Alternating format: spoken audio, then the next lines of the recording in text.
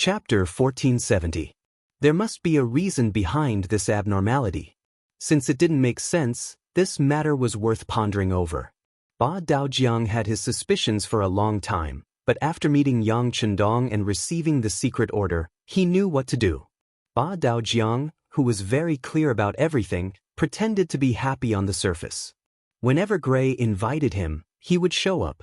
After a few times, the entire Mongol army knew that their General Gray had established a relationship with the Heavenly Khan. Everyone knew that General Gray's future was very bright. Gray was also very happy. As he drank with Ba Daojiang more and more, the two of them got along better and better. Finally, after drinking, Ba Daojiang accidentally revealed a piece of news. The Heaven Khan was going to establish a Mongolian army. As long as he performed well, it wasn't impossible for him to become a commander. Ba Daojiang looked as though he had drunk too much. After he finished speaking, he fell asleep, leaving behind an excited Gray who had sobered up. Naturally, he wasn't drunk at all. A commander of a Mongolian army. That was an extremely high position in the entire 5-star army. How could he not sober up when he thought that he could be promoted? No, I must perform well. This attack on the city of Rostov is a good opportunity, an excellent opportunity to show off my abilities. Unknowingly, Gray had set a goal for himself. The military operation to besiege the city took 3 days to complete. After the 4 city gates were sealed, the cannons of the 2nd Cold Front Regiment were pushed forward. They aimed at the Ross cannon, which was also a cannon.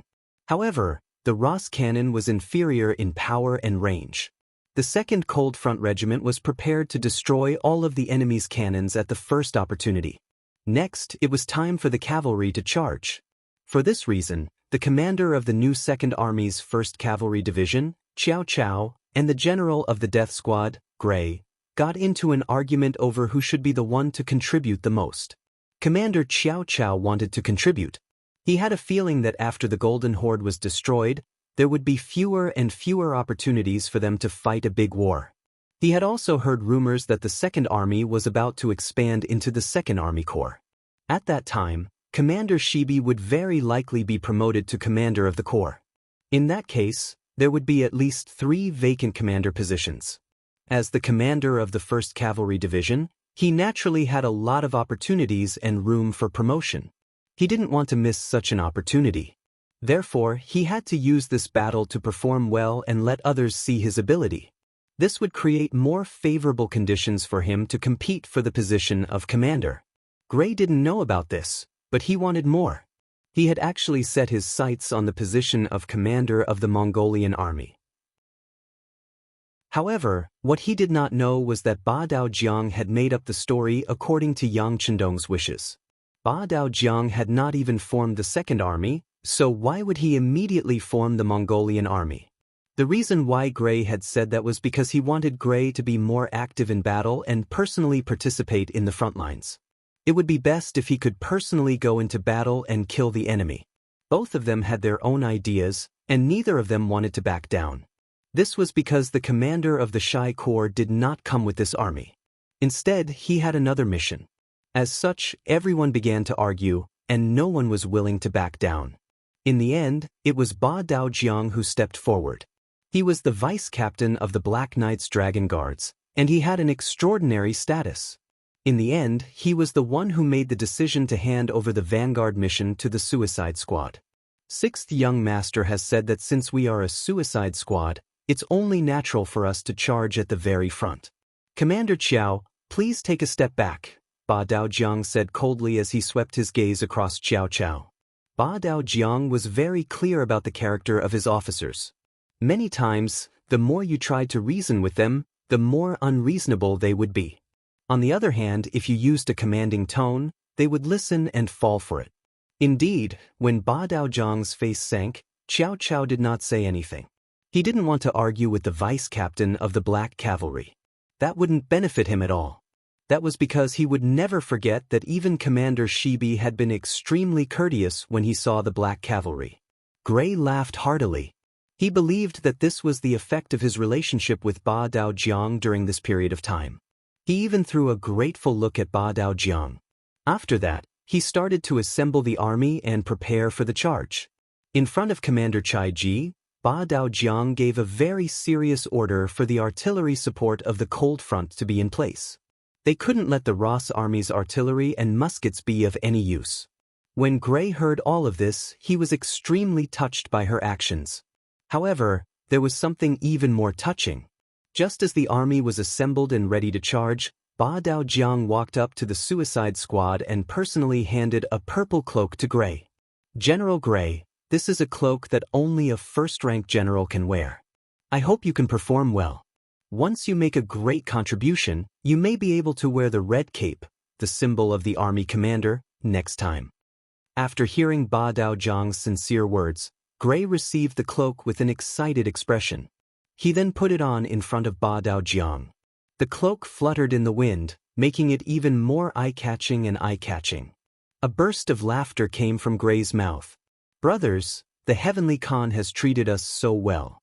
How can we not perform well to repay his kindness? Come, charge with me. Take down Rostov City and capture Kurbsky alive. Take down Rostov City and capture Kurbsky alive." The Mongolian cavaliers below also shouted loudly. After that, Gray intentionally glanced at Xiao Qiao, who was still wearing the white cloak and was only a division commander. Then he laughed heartily and led the 40,000 suicide squad to charge forward. The war drums beat, and the sound of the battle shook the heavens. The attack on Rostov City had officially begun. After Gray personally led his army out, Ba Daojiang arrived at the encampment of the 2nd Cold Front Regiment. When he saw the cannons roaring furiously as they bombarded the city gates, he chuckled as he walked over to the 1st Regiment Commander Chai Ji and said, "Regiment Commander Chai, what kind of battle have we not experienced before? There's no need to be so nervous. Come, have a smoke and relax." Chai Ji naturally accepted Ba Daojiang's goodwill. Taking the cigarette with both hands, he thanked Ba Daojiang and chuckled. "I'm not nervous. I'm just excited before the battle." This wasn't arrogance. It was the truth. Ever since the Cold Front's 2nd Division entered Eastern Europe, they had fought countless battles. When had the number of enemies decreased? Especially in the battle between Sarai City and New Sarai City, when they faced hundreds of thousands of enemies, they didn't show the slightest sign of retreating. Now, they were only facing Rostov City, which only had 40,000 enemies. There was nothing to be nervous about, but the excitement before the big battle was still a little. The Regiment Commander Chai is so generous." Ba Daojiang smiled and gave him a thumbs up. After being praised, Chai Ji's face revealed an embarrassed expression. Before he could say anything, Ba Daojiang took a step forward and whispered something into his ear. When Chai Ji, who was originally calm, heard this, he was stunned. It was as if he had been electrocuted, and he didn't say anything for a long time. After holding it in for a long time, he finally asked, "Does the 8th Deputy Commander have a military order?" After asking this, Chai Ji couldn't help but laugh. How could there be a military order for this kind of thing? Wasn't this the same as sending someone into the enemy's hands? But was this Ba Daojiang's idea, or was it the 6th young master's idea? After thinking about it, Chai Ji felt that the latter was more likely. Even if Ba Daojiang had some personal grudge with someone, he would have his own way to solve it. He definitely wouldn't tell this to Chai Ji, who had no friendship with him. Not to mention that he would use the Cold Front's hands. If he dared to do this, and even dared to tell Chai Ji about it, he probably wasn't afraid of being exposed. If that was the case, this should be the order of the higher-ups. Who was Ba Daojiang's higher-ups? Was there even a need to think about this question? Okay, I know what to do. Chai Ji nodded heavily, as if he had made a difficult decision. "Okay, after this matter is done, I'm afraid Commander Chai will be reprimanded. But don't worry, you will be rewarded for what you have done." Ba Daojiang wasn't surprised that Chai Ji agreed, because as long as he thought about it carefully, he would be able to figure out the entire matter. The only thing that was similar was how long it would take for him to figure it out. From the looks of it, Chai Ji was indeed a smart person. Since he was a smart person, this matter would be easy to handle. In the end, Ba Daojiang still left. Or rather, he came over to talk about this matter. Now that the matter was settled, he naturally had to leave. He left Chai Ji behind and said to the correspondent beside him, "Get me 3 cannons. I want to command them personally. Go quickly." On the battlefield, General Gray led the vanguard of the death squad with 5,000 cavalrymen and charged toward the south gate. He saw that Lung Feng's cannons had already started firing and were hitting the city walls of Rostov one after another. The cannons embedded in the city gates were hit and disintegrated one after another. Without the advantage of firearms, the Russian army was like a tiger without its fangs. How could they be a match for the Mongol cavalrymen who grew up on horseback? Gray, who was laughing heartily, was in a very good mood. In his eyes, this battle wasn't difficult at all. With the help of the cannons, he only needed to launch a symbolic attack. When the city gates were blown open, he would be the first to contribute to bringing the army into the city. When the news of this battle reached the ears of the Heavenly Khan, he would be getting closer and closer to the position of commander of the army. Just as he was thinking about his beautiful future, a cannonball suddenly exploded 40 feet away from him. When the intense shockwaves reached him, one of his personal guards was thrown off his horse. This sudden and unforeseen event gave Gray a fright. Gray was shocked by this sudden turn of events. Chapter 1471. What's going on? Surprised, Gray instinctively shouted. However, when he saw that he was less than 200 meters away from the city gates, he couldn't help but heave a sigh of relief. It seemed like he had charged too quickly, causing the cannon shells to land nearby. This should be a normal phenomenon. Gray consoled himself in his heart and wanted to retreat a little. He was a little distracted just now, causing him to charge too fiercely as a general. Now, the best thing to do was to retreat a little and distance himself from the city gates. This way, he would be safe enough.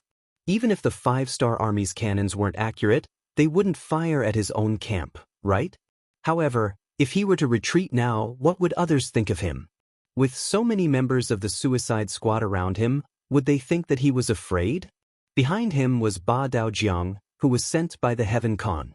He must be watching all of this without blinking. If he retreated like this, would they have any opinions? What would the consequences be if they reported this to the Heaven Khan? Because he had a request, there were too many restraints when he did things. At this moment, many thoughts popped up in Gray's mind. He didn't dare to retreat, but instead slowly moved forward. Hurry up and blow up the city gates. Hurry up and blow up the city gates. Gray silently muttered in his heart. For some unknown reason, Gray had a bad premonition. He kept feeling that he was in danger. Speaking of premonitions, many generals and old soldiers who frequently went to the battlefield would have them. The more they went to the battlefield, the more they experienced, the more they saw.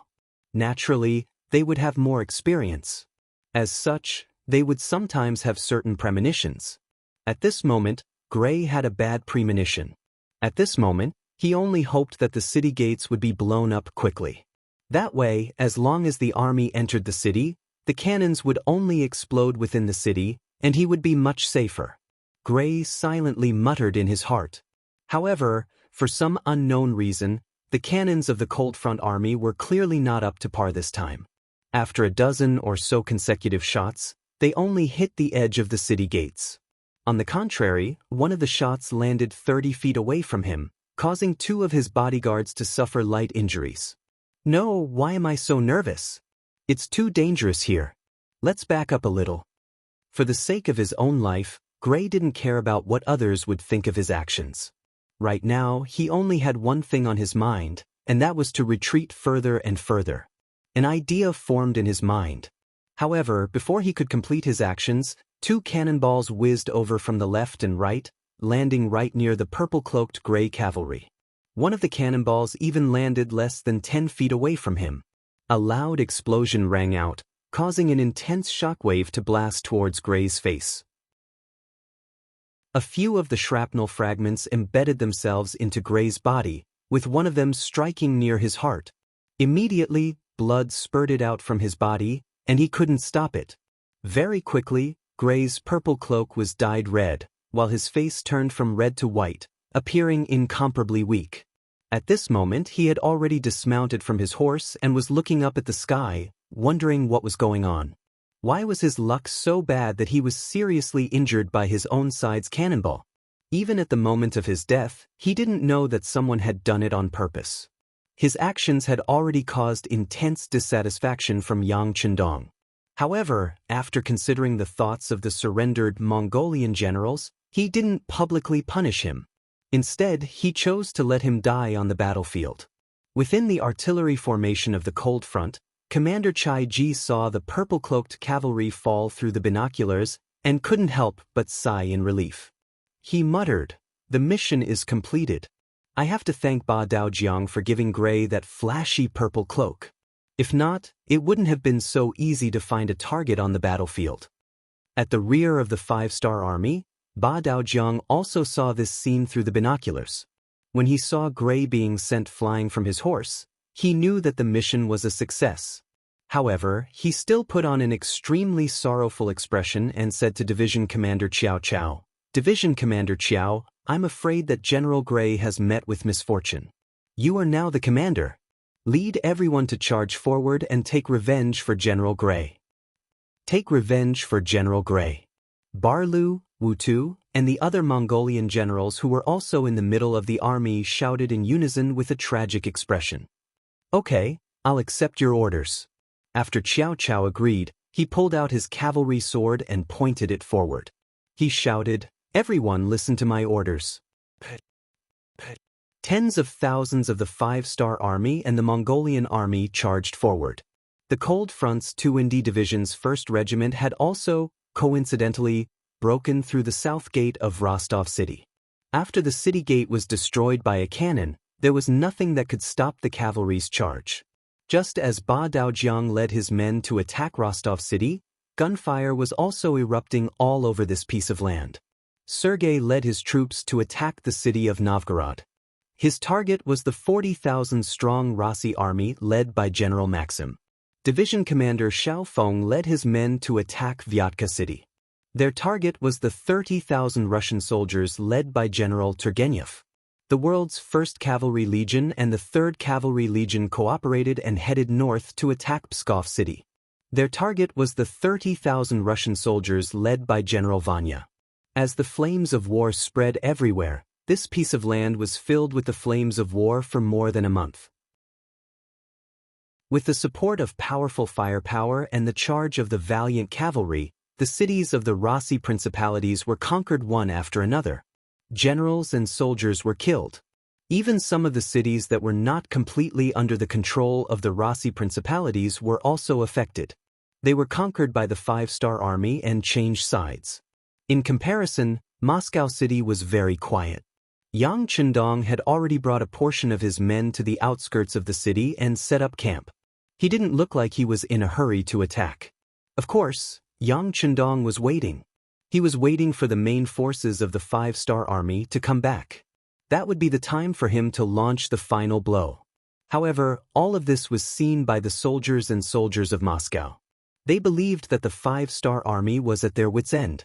They were helpless in the face of the 5-star army's ubiquitous trenches. Especially since there was a heavy downpour a few days ago, the trenches were filled with water, increasing the difficulty of clearing the trenches. The cavalry would not be able to display their might, and the infantry would need to cross the deep ditches filled with water to advance. All of these would greatly affect the strength of the Han army. As such, the Ross army would be able to easily defend the city. This result made many of the officials and nobles in the city reveal looks of satisfaction. They were even more impressed with Ivan, who came up with this idea. What son of heaven! What extremely intelligent! He said as much as he could without the slightest bit of stinginess. On the other hand, Nevsky stood in the crowd with a thoughtful expression. He had listened to Yang Chendong's words and made sufficient preparations. For example, General Peter, who was originally his clansman, had already discussed in private. If the situation became unavoidable, they would take action to protect themselves. At that time, they might become the only remaining Rossi nobles. However, the development of the situation was not as he had imagined. Because of the trenches, the Han army could not approach the city. It seemed that Yang Chendong's words were just a boast. Who cares? Nevsky shook his head. Thinking that it would not be a bad thing for him if he could defend the city, Nevsky simply threw this matter to the side. Outside Moscow, as time passed, more and more five-star army had completed their mission and were gathering outside the city.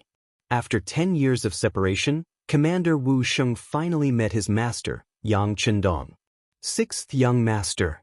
When the two met in front of the army, and because of Wu Sheng's arrival, Yang Chendong personally came out of the camp to meet him, Wu Sheng didn't salute. Instead, he fell to his knees with a plop and began to wail. A 7-foot-tall man actually cried like a child in front of so many soldiers. Not only was this not a joke, but it also caused many people to cry at the same time. If one was not a veteran of the Third Army, they would not be able to understand this feeling. 10 years ago, they had stepped out with great ambitions and lofty aspirations. 10 years later, they had experienced countless difficulties. Now, there were less than 200 old soldiers left from the original 10,000. This nearly 95% elimination rate was not something that those who had experienced it could not understand. Yang Chendong's eyes were also slightly red. He took 2 steps forward and stretched out his hand to help Wu Sheng up from the ground. He comforted him, "Okay, young master, I know what happened to the Third Army. You have worked hard. Don't worry, this kind of thing will not happen again in the future. For those soldiers who died, we also have to comfort their families. We cannot let the heroes die with regrets." "Thank you, sixth young master." Wu Sheng, who had already stood up, quickly saluted again. Then Chunyang Yila, Lu Dai, and the others came up and saluted. These people were the first batch to follow Yang Chendong. Many of them were still young, but now they were already middle-aged. Okay, you have worked hard." After Yang Chendong returned the salutes to each officer, he would hold their hands to comfort them and encourage them at the same time. After the officers of the Third Army, it was Tian Hu's world's first cavalry army that came up. Facing them, Yang Chendong did not have so much melancholy. He only nodded to the commander and said, "You have done well." Just these 4 words were enough to prove that the world's first cavalry army's efforts were not in vain. Tian Hu was also very excited. He saluted and said respectfully, "Teacher, good day."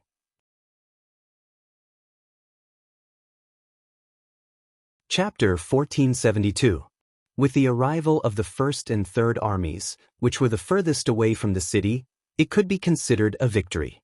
Next, it was time to deal with the main forces of the Rossi army, who were hiding in their turtle shells. On the 3rd day of the 7th month, 1463 AD, the 5-star army launched an attack on the capital of the Rossi Principality, Moscow. When nearly 100 hot air balloons rose into the air, the white clouds in the sky flew toward Moscow, which was more than a dozen kilometers away. Cheers could be heard from the entire 5-star army camp. Before this, countless officers had gone to look at the deep trenches that had been filled with water. All of them had ugly expressions on their faces. In their opinion, it was extremely difficult to launch an attack in such an environment. Exhausting themselves would not bring them any benefits. But what else could they do? The distance of more than a dozen kilometers was like an abyss, blocking everyone's advance. If they could not even walk over, how could they launch an attack? For a moment, many officers were thinking about surrounding the city. It seemed that the only way to solve the problem was to surround the city and not attack.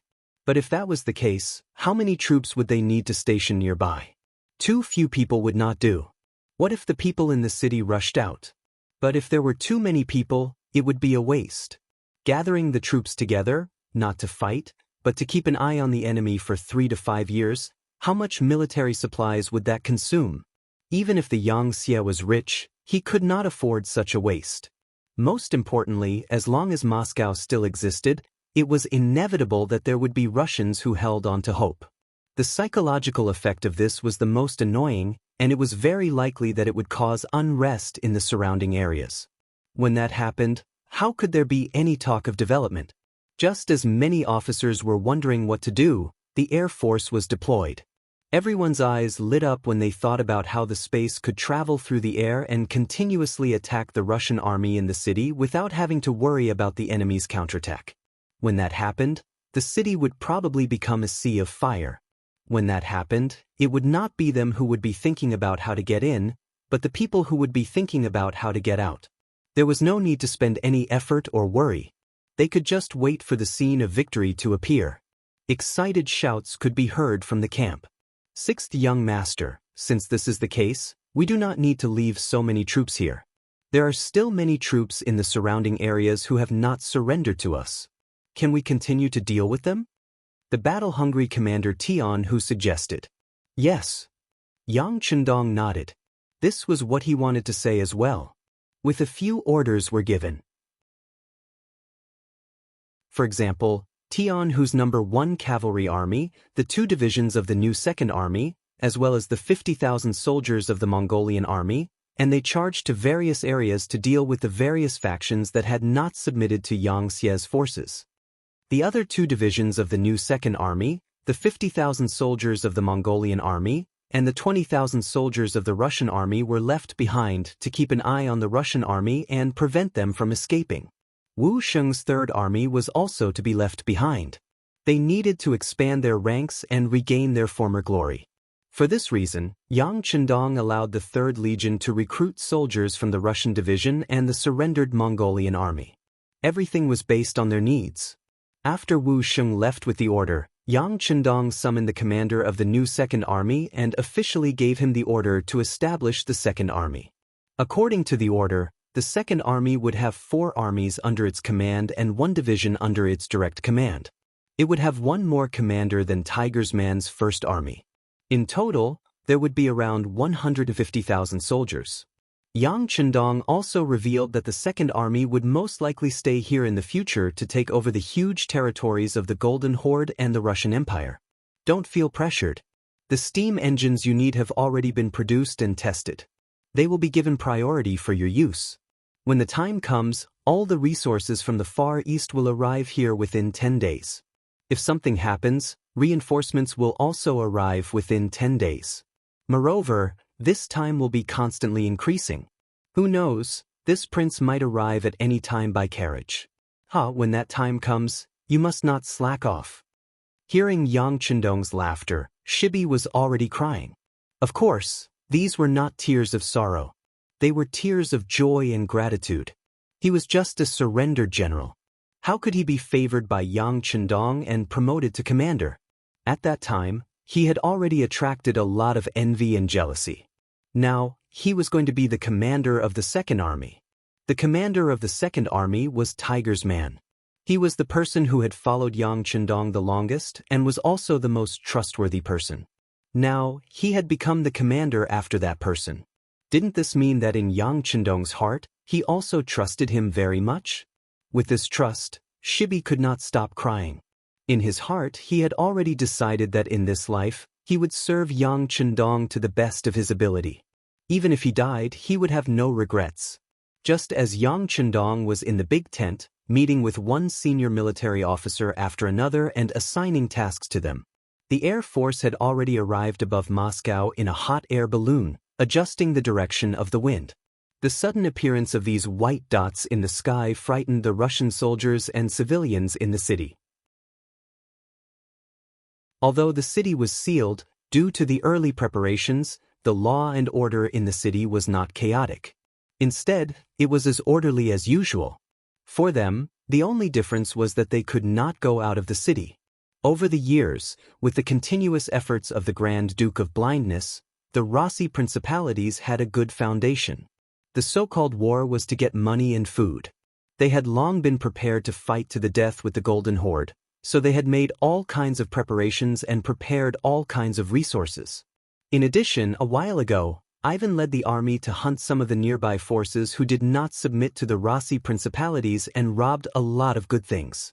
This made the city's treasury even more plentiful. As long as it was not too wasteful, it would not be a problem for the 200,000 soldiers and 500,000 civilians in the city to defend for 5 years. This was the source of the Rossi principality's confidence. In their view, as long as they did not go out of the city, it would be difficult for the Han army to attack. If the other party really wanted to complete the work of filling the holes, they were not afraid of such a stupid method. They could use the artillery in the city to attack, and they could also take advantage of the night to counterattack. There was no need for the artillery to hit them. As long as they smashed countless holes, it would be considered a victory. It was because they were well prepared that the civilians and soldiers in the city were not afraid and still lived their lives, as they knew that many Han soldiers had gathered outside the city. This was because they firmly believed that Moscow would be a strong fortress, and no one would be a threat to them for a short period of time. But no one would have thought that this confidence would change because of the white dots in the sky. When 100 hot air balloons appeared in the sky above Moscow, all of the Rossi soldiers and civilians were shocked. There were even many people who knelt on the ground and prayed piously. Obviously, they thought that the appearance of the hot air balloons was some kind of god. This was not the first time such a thing had happened. Almost every time the hot air balloons appeared on an unfamiliar battlefield, there would be such a scene. On the hot air balloon, the Air Force commander, Sun Lixing, was clearly used to all of this. He looked down and saw that there were many civilians in the city, and there was no sign of chaos. He could not help but shake his head. "All right, let us destroy everything." Just like the sixth young master said, this tortoise shell will not only not protect you, it will also become a tomb that will make you unable to escape. Men throw the black oil. The so-called black oil referred to petroleum. It was found nearby by the mineral prospectors from Chichen City. Naturally, Yang Chendong had done a lot of work, pointing out the approximate location and finding it was naturally accurate.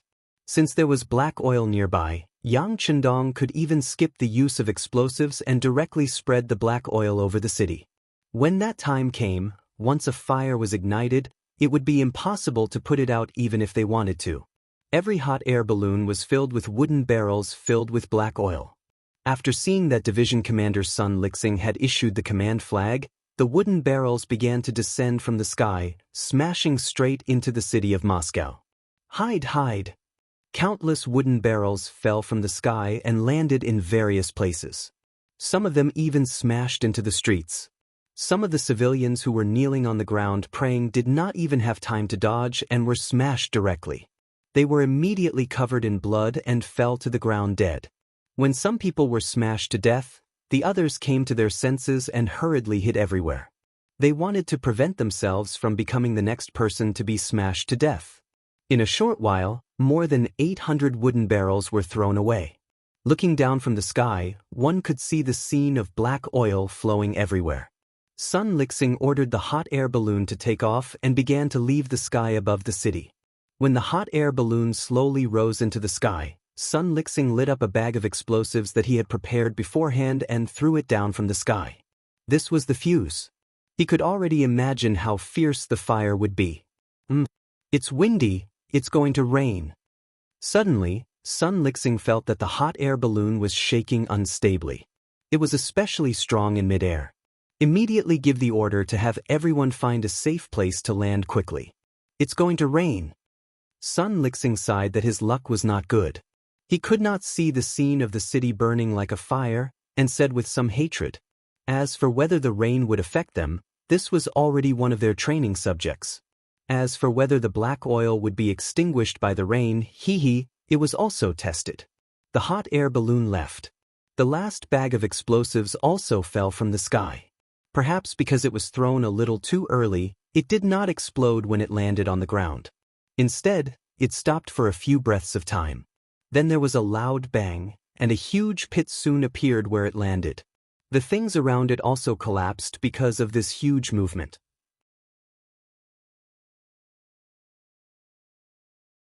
Chapter 1473. It was just a pack of explosives. No matter how powerful it was, the damage it could cause was limited. Its power lay in the fact that the sparks from the instant explosion ignited the black oil that had fallen to the ground. What followed next was a scene of fire everywhere. The raging fire blazed, creating a roasting heat as it burned rapidly. Caught off guard, or perhaps they simply didn't realize how powerful this thing was, many people were still squatting on the ground covered in black oil, observing what this thing was. A great fire ignited, instantly igniting this area, turning it into a sea of fire. Some of the soldiers and civilians who were still watching the show were accidentally stained with the black oil. At this moment, they became fuel for the fire and were instantly engulfed by the flames. They had no time to escape even if they wanted to. "Quick, put out the fire." The soldiers and civilians saw the fire that had suddenly ignited, and their shouts rose and fell. Countless basins were filled with clear water, and they poured it over the black oil. However, the result was that not only did the fire not reduce, it even grew bigger. The Rossi soldiers didn't know the characteristics of the black oil, and they didn't know that water couldn't extinguish the black oil. On the contrary, it only made the fire grow bigger and bigger. The flames soared into the sky uncontrollably. Even the 5-star army camp several kilometers away could see it clearly. Many of the soldiers were terrified when they saw the flames that filled the sky. They had originally thought that the measures taken by the Rossi soldiers would give them a headache, and that they would have no choice but to give up on attacking the city. Who would have thought that Bugnam of Gojoseon would be able to ignite the fire in the city without much effort? When he thought about how the city gates were tightly shut and how there were deep trenches outside, it was the same as cutting off his escape route. If that was the case, wouldn't it be the same as spinning a cocoon around his own feet? This was really like the saying that one had lifted a rock and dropped it on one's own feet. Not good, it's raining. While the soldiers of the 5-star army were still waiting to watch the show, one of them suddenly felt something and shouted, "That's right, it's really going to rain." Aya, the Rossi soldiers in the city are really lucky. Thinking that the rain should be able to extinguish the fire, many of the soldiers sighed with a look of pity on their faces. In the city of Moscow, although water could not extinguish the fire, countless people were still trying. It seemed that they did not know what else to do. Even though the fire hadn't died down, they were still constantly carrying water. It was only when rain began to fall from the sky that the Russians became excited. One by one, they knelt down on the ground and shouted words of thanks to the gods.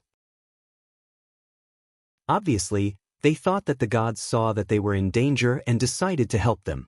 However, this expectation quickly turned into disappointment. Even when the rain fell on the black oil, it was still unable to extinguish it.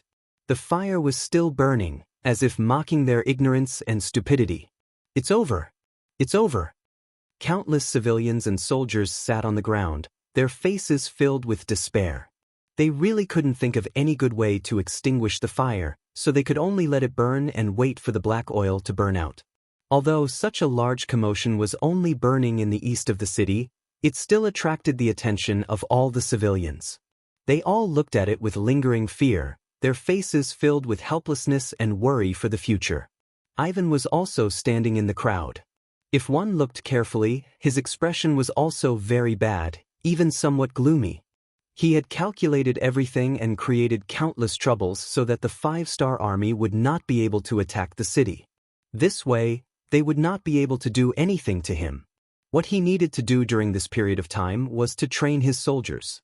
As long as he had a group of elites in his hands, he could take advantage of the fact that the enemy was lazing around to kill a path of blood and even defeat the Han army.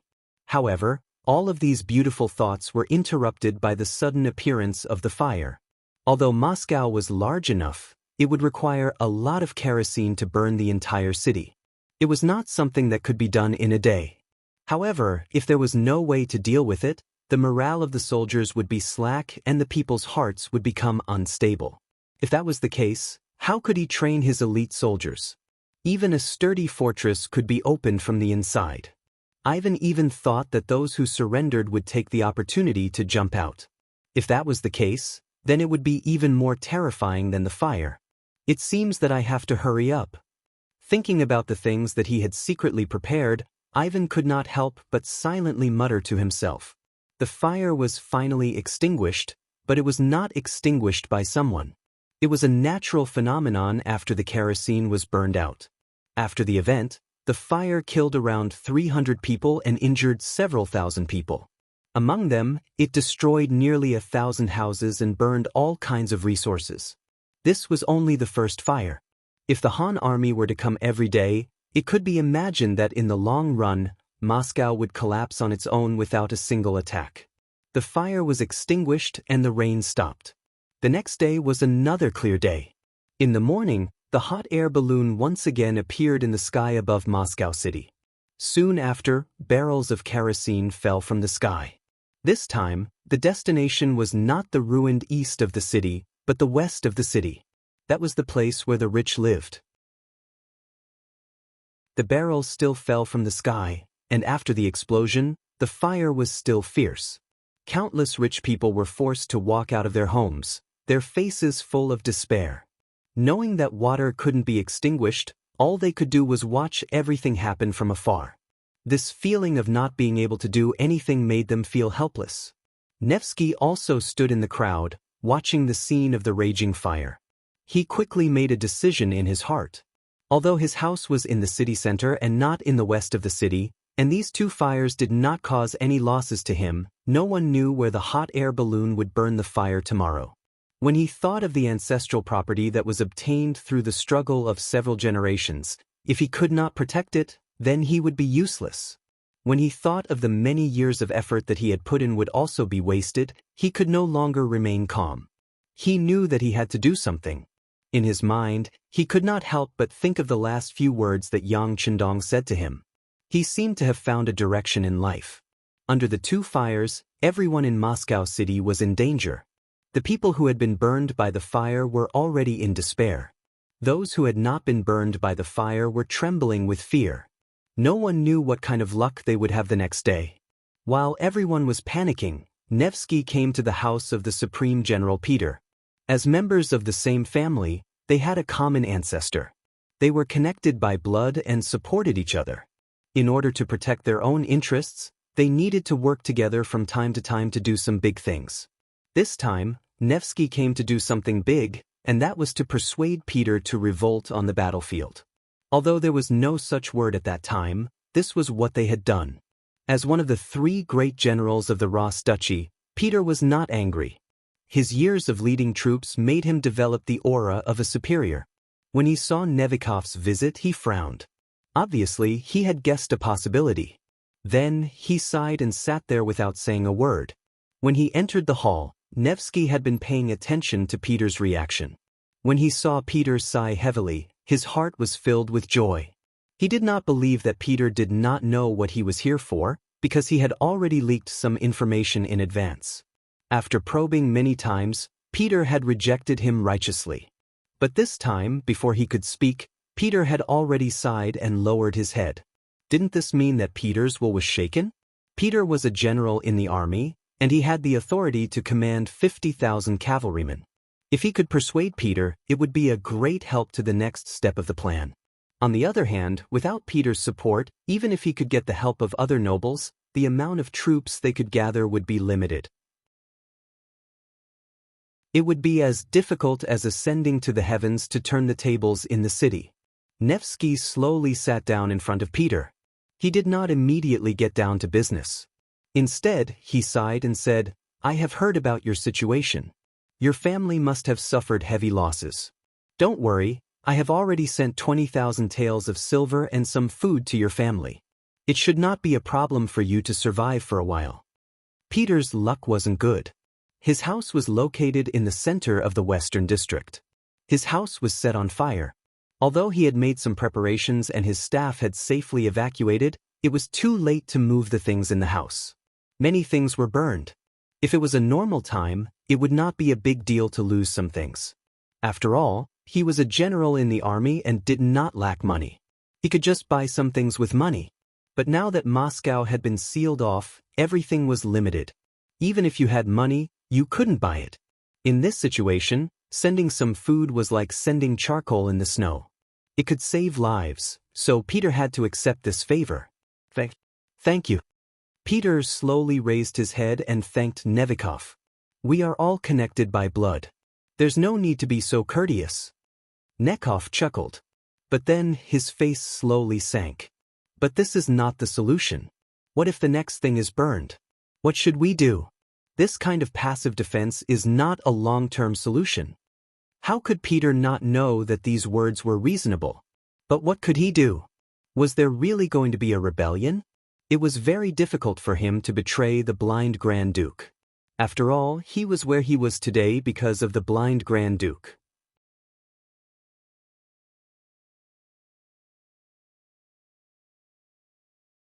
This was also told to me by one of his guards. How could it be false? Nekov patted his chest and said righteously.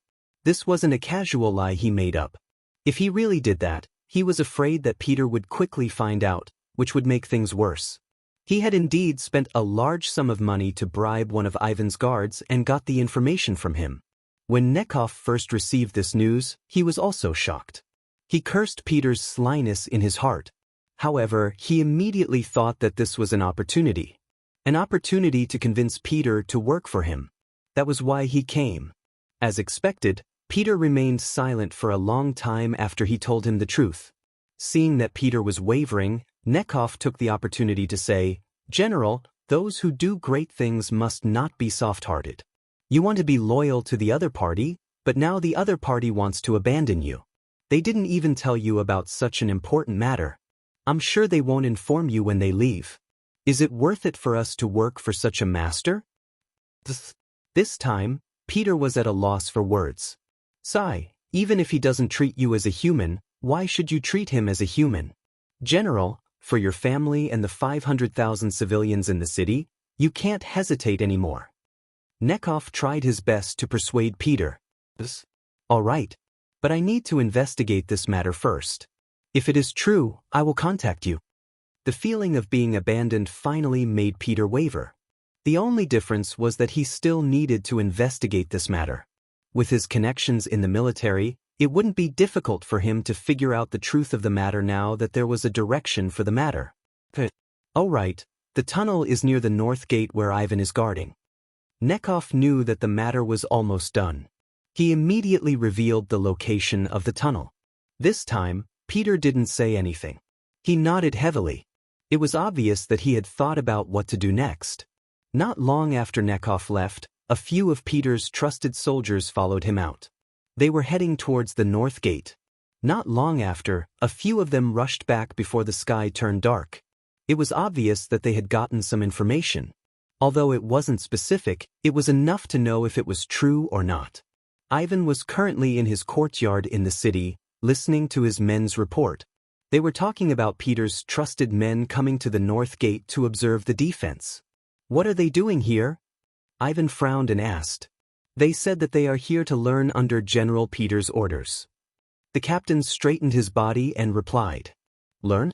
They didn't learn before. What are they learning now?"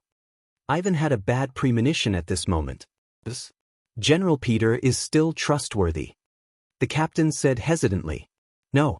The most trustworthy person in this world is himself." Ivan shook his head. He was a person who didn't trust others easily. As long as there was a trace of abnormality, he would ask why. Otherwise, he wouldn't be able to sleep peacefully. Could it be that he sensed something? That's impossible. The ones who dug the tunnel are the young master's personal guards. They should be loyal and wouldn't casually leak the news. The captain shook his head and said with a confident tone, "Loyal?" Ivan gave a wry smile after hearing that.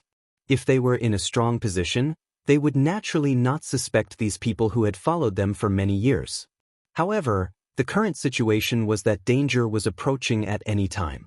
At this time, no one could be trusted, and anyone could betray them and become their enemy. Ivan, who didn't trust anyone and couldn't trust anyone, shook his head. "This matter isn't right. How about this? Immediately order people to keep an eye on Peter's mansion. I need to know his every move. Also, assign a group of people to wait outside the mansion. Once the matter is exposed, they will take action.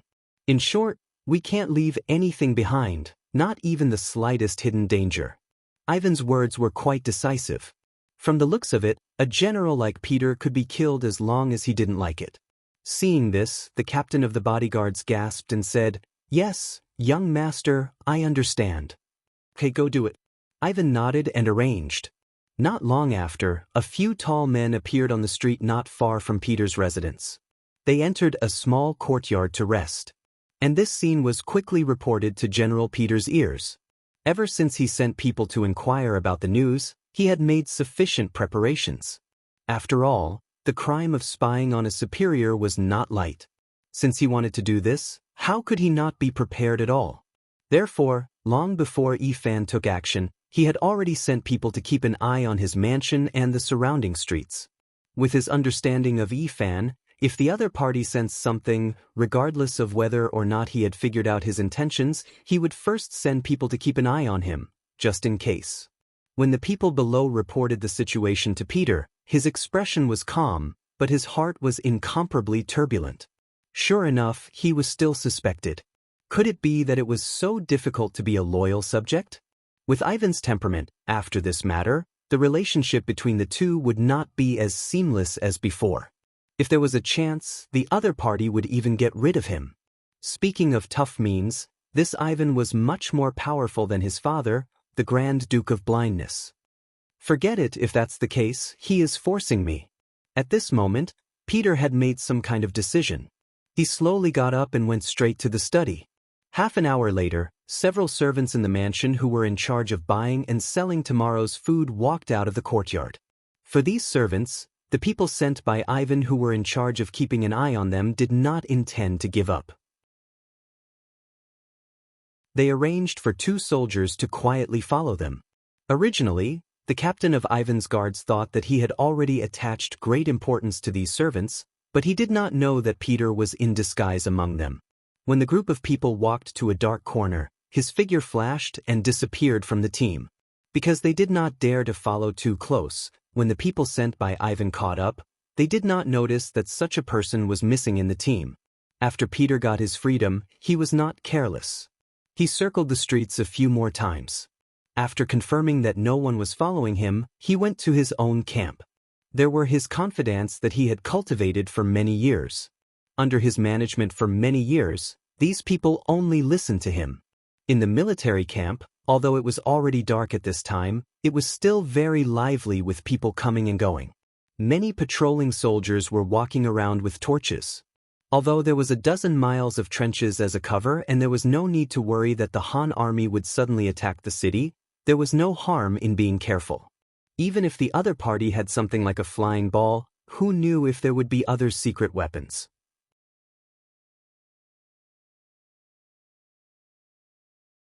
Chapter 1475. When Peter arrived outside the barracks dressed as a servant, several soldiers quickly came forward to interrogate him. When they saw that the person who came was the Supreme General, they were all confused. Peter waved his hand rudely and said to several confidants who had already learned of his arrival, "Keep an eye on these people, as long as they don't act rashly, don't make things difficult for them." The matter of him coming to the barracks must not be spread out. He doesn't trust these patrolling soldiers. Although several confidants were a little puzzled after listening, but since it was the Supreme General's order, they should carry it out without any discount. At that moment, the small group of soldiers unarmed and temporarily watched over them. For Peter, this is nothing more than a trivial matter. At this time, he has stepped into the main tent and secretly met with his confidants here. Although the matter of the black fire released by the flying ball has not yet spread to the barracks, all the soldiers know about it, and they are all at a loss. They don't know what kind of fate is waiting for them. Will they be burned to death by the black fire one day? The arrival of Peter undoubtedly brought hope to everyone. At least let them understand that there is something to do. Peter didn't have the slightest intention to hide from his confidants. He told them about the tunnel he obtained, and then said that because he knows too much, he has been targeted and may even be killed at any time. Those who can come to the tent are all Peter's confidants. It can be said that everyone is bound together for good or ill. If something happens to Peter, it can be imagined that their positions will not be guaranteed. Therefore, everyone can be said to be angry. They accused Ivan of disregarding the righteousness and sneaking away secretly, and at the same time, they also complained about the general's experience. "General, if we can't do it, let's rebel." A 10,000-man general named Sidney took the initiative to stand up. Although his voice was not loud, his attitude was very clear. "Yes, General, let's rebel." The other generals also woke up. At this time, they all thought of something and said in unison, "Good." To be honest, the Han army has contacted this general before. As long as we are willing to surrender, our lives can be saved. As long as we bring out a part of the property, we can also keep a part of it. Peter nodded with satisfaction and threw out a bait to everyone. the so-called property could be brought out of the country. This was a very plausible explanation. Perhaps the little generals in the army did not have much wealth, but in times of chaos, they could rob. Once he got his hands on it, everything would be his. Moreover, Peter had already hinted to them that as long as they could keep a portion of the property they brought out, wouldn't that mean that the good things they snatched this time could be considered their own private property? Even if they turned in some of the good things, the remaining value would be much higher than their own value. The young generals who understood this sentence immediately rubbed their palms together, their faces filled with excitement. Everyone's enthusiasm was aroused, and Peter smiled with satisfaction. If you want the army to listen to you, you have to give them some benefits. Otherwise, why would they work for you? Not to mention that they were dealing with Ivan, the blind archduke who had ruled them for many years. However, it was different with benefits.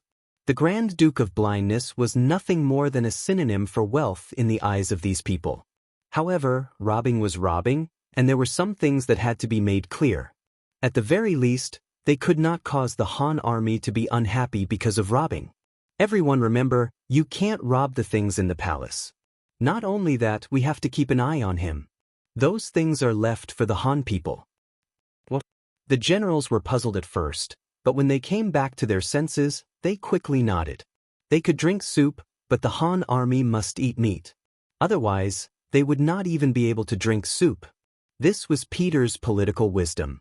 As the saying goes, it is better to be happy together than to be happy alone. Sometimes, being a little brother is very comfortable. If you don't have the strength to be the big brother, then you will really be a bird that sticks out. Peter's words made everyone come to a realization, and they were still very happy. As the capital of the Rus Principality, Moscow could be said to be the economic, political, and cultural center of the entire force. More than 70% of the country's rich were gathered here. Even if they could not touch the national treasury, there were still many things in the hands of others that could be robbed. With these words, everyone saw a goal, and all the generals rubbed their palms in excitement. It looked like they were just waiting for General Peter's order. This was exactly what Peter wanted. His method of controlling them was very simple, and that was to enjoy the blessings together, so that they could face the difficulties together. This time, he had to deal with the blind Grand Duke and the one who was said to be a rare genius, Ivan. He had no choice but to do everything carefully. Even so, he did not dare to guarantee that he would win. If the situation had not reached a critical point, he would not have taken such a risk. Of course, there were 200,000 soldiers in the city, and he could not rely on himself. Although he was not sure if he could find helpers, at least he could not let some people ruin his plans. With a rough plan in his heart, Peter began to give orders to the generals, giving them a target to attack. In less than an hour, all the generals were clear about their mission and left the tent. They still needed a certain amount of time to convince the soldiers below to act in concert with them. No matter what the reason was, the next thing was equivalent to a rebellion. Once the people were not united, the possibility of success would be greatly reduced. For this reason, Peter set the time to take action in the middle of the night. That was when the army's defense was the most lax, and there would be enough time for the generals below to arrange everything. Peter himself took advantage of this short period of time to take out the two items on his body, namely his saber and jade pendant. These two items had been with him for many years and never left his side. After taking out these two items, which were enough to win the trust of others, he called over several of the most trustworthy guards in the army and had them take these items to Supreme Generals Boris and Sergei, asking them to meet him in his own residence. After doing these things, Peter once again changed into the mansion's servant clothes and returned to the mansion. On the way, he successfully met up with the mansion servants who were taking food, and then returned to the mansion without anyone noticing. After this series of actions, the people that Fan sent to follow them didn't notice too much.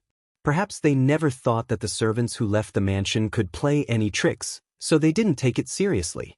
They only followed from afar and didn't even count the number of people. Peter was able to return to the mansion.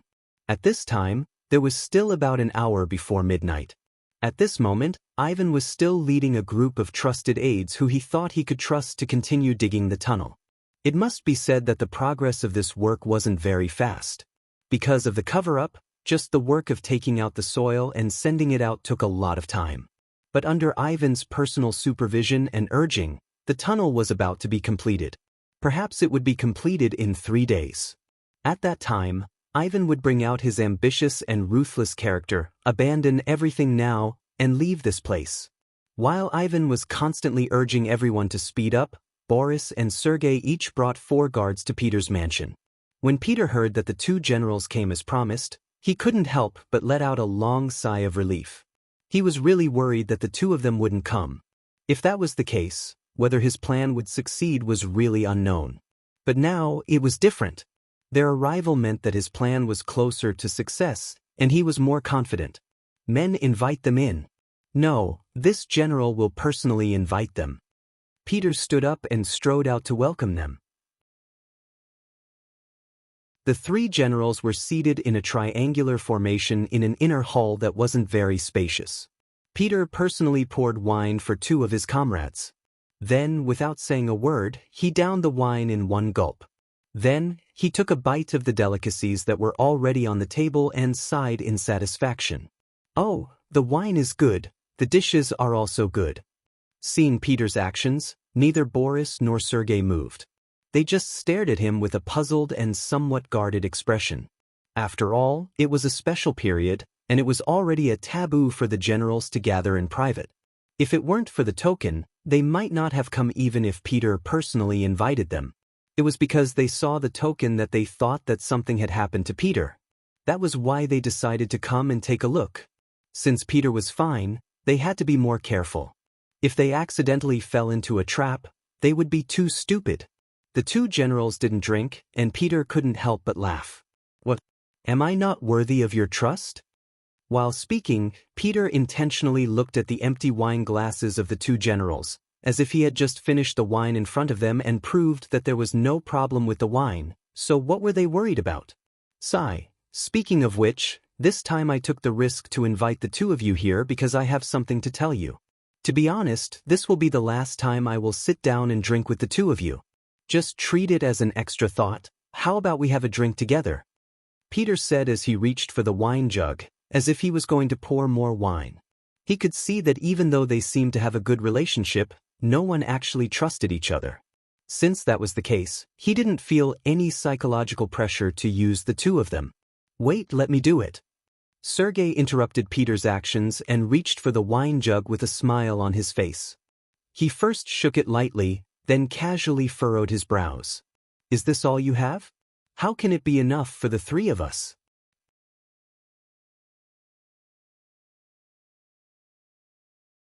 Chapter 1476. After saying that, Sergei opened the wine jug without Peter's consent and looked inside. After seeing that it was just an extremely ordinary wine jug, he closed the lid again. Sigh. No matter how important the wine is, I'll pour it for you. Of the 3 of them, the oldest was Boris and the youngest was Sergei. What he said made sense, but why did he check the wine jug just now?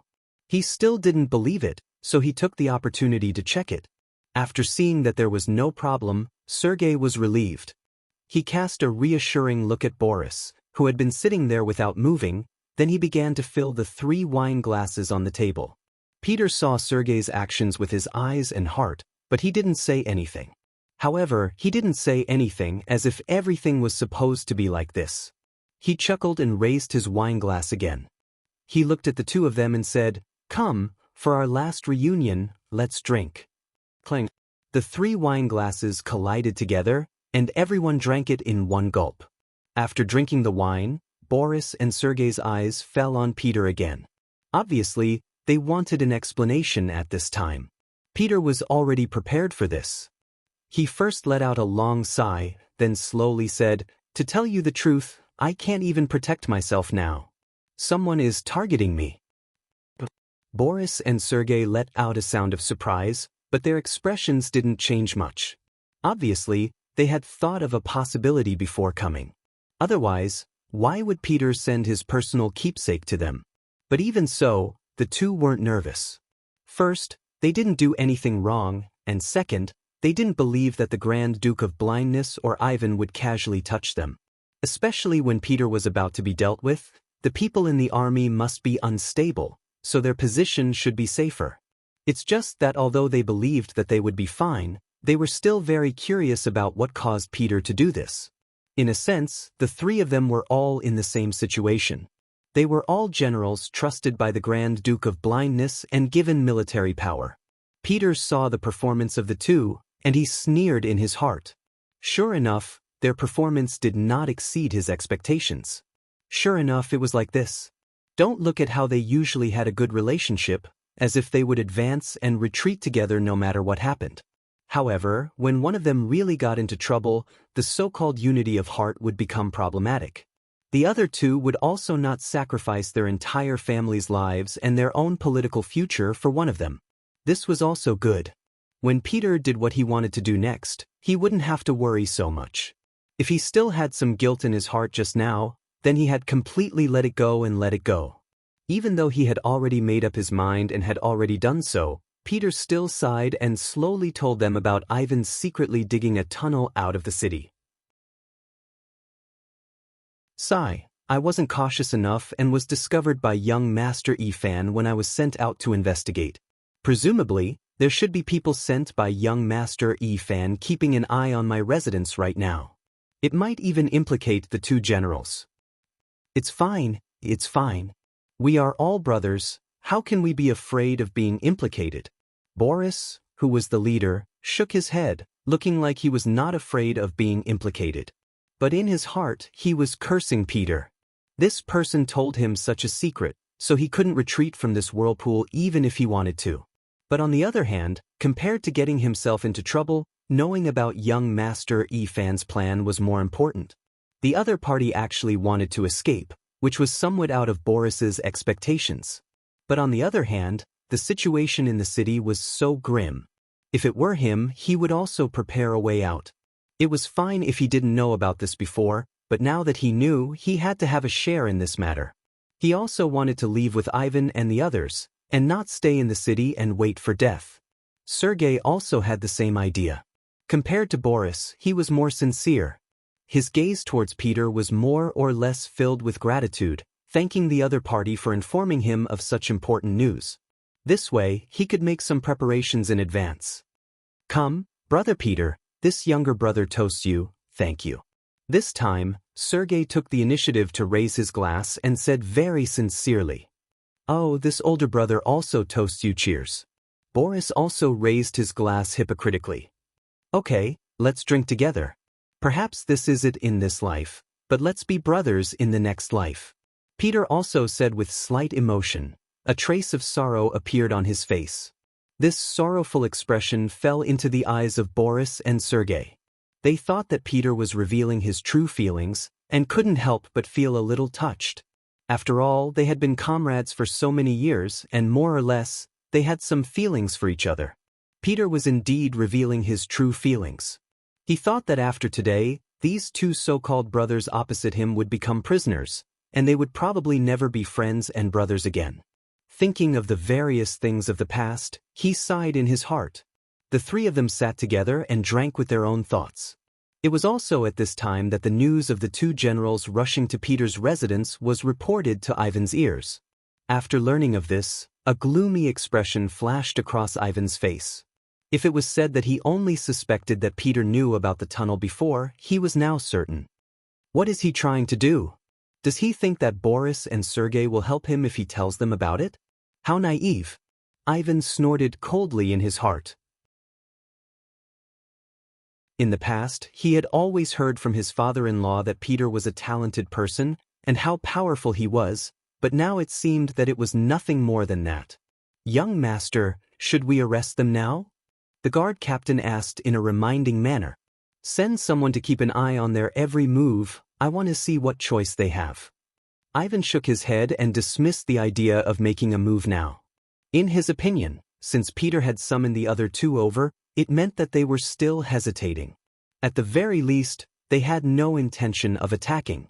Since that was the case, there was no harm in waiting for a while. He was really curious about what Boris and Sergei would choose and what kind of decision they would make. This would also determine whether he would take them with him when he went out of the city next. Ivan wanted to use this matter to judge people's hearts, but what he didn't know was that Peter deliberately created such a smokescreen because he understood him. In this way, he would have enough time to make a move. The guard captain received the order and sent more people to keep an eye on every move in Peter's residence. According to the young master's order, once they sent someone to summon their subordinates, they should immediately take them down. The reason why they made this decision was that they thought that their every move was very secretive, and they didn't know that Peter had already discovered them. Time passed by little, the military camp belonging to Peter was being mobilized, and according to the instructions of General Sidney, who temporarily took over the position of General Peter, the military camp was under martial law and no one was allowed to leave. At the same time, Nevsky also lobbied several dignitaries who held a certain amount of military power in their hands. The first fire needed to be lit by them.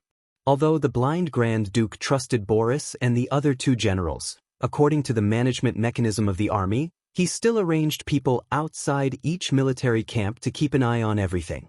This was the principle of using people with suspicion and using people with suspicion. For example, once Sidney made a move, the news would reach the ears of the blind Grand Duke as soon as his army left the camp. In this way, the other party could make some targeted measures in a very short time. So no matter how one looked at it, the military camp shouldn't make the first move, so this task fell into the hands of Nevsky and the other dignitaries. There was still a quarter of an hour before midnight, and the generals in Peter's military camp had already arranged everything. Most of the soldiers in the army had already made up their minds, and there were also some who were extremely loyal to the blind Grand Duke, but they had been put under house arrest.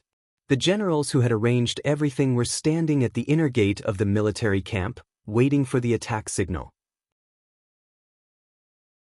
It was only a quarter of an hour, and the waiting would soon pass. Finally, under everyone's expectations, a huge fire suddenly ignited in the direction of the palace in Moscow. The monstrous fire could be seen very clearly from afar. They succeeded. Come, inform the whole army to attack. Sidney was riding on a strong horse. After seeing the fire, his eyes lit up with excitement. Then he shouted, and the army that had been waiting for a long time rushed out of the military camp in batches. The fire in the palace attracted the attention of many people in the middle of the night, and it also disrupted the order in the palace. Many palace guards were busy putting out the fire through various methods. The blind Grand Duke was also woken up by the servants. At this time, he was in his bedroom with a gloomy expression. When the external enemy suppressed too much, internal strife was easy to breed. This was a historical rule. In this regard, the blind Grand Duke was already prepared. He sent out countless spies, trying to keep an eye on the places where the people lived in groups in the city. In case something happened, he would suppress it immediately. It was just that the Grand Duke of Blindness never thought that the first fire would burn in his palace. From the looks of it, it was definitely not the work of ordinary people. They did not have such great power. The one who did it must be an important minister, a general, or a noble. You can't hold it in anymore? Thinking that it was actually those people with high status who couldn't help but make the first move, the blind Grand Duke was disappointed. But at the same time, he secretly swore that no matter who did it this time, he would make the other party pay the heaviest price. He wanted to use this matter to remind the other dignitaries that if they dared to have other thoughts, their end would be very miserable. At this time, what they should do was to help each other in the same boat and overcome the difficulties together.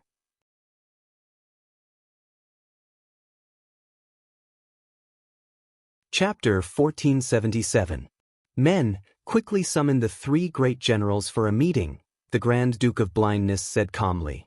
The palace guards went to pass on the message. And just as they received the order and left, young Master Ifan also came to the palace and saw the Grand Duke of Blindness sitting there with an ugly expression on his face. "Father-in-law, are you okay?" "I'm fine." An amiable smile appeared on the blind Duke's face. No matter how angry he was, as long as Ivan appeared in front of him, it would seem that all his anger would dissipate. It could be said that he didn't just like his son, he doted on him. Fortunately, Ifan was also capable and didn't let him down, so he wasn't spoiled. But even so, he dared to do some big things in private. For example, he didn't tell his father-in-law about the tunnel.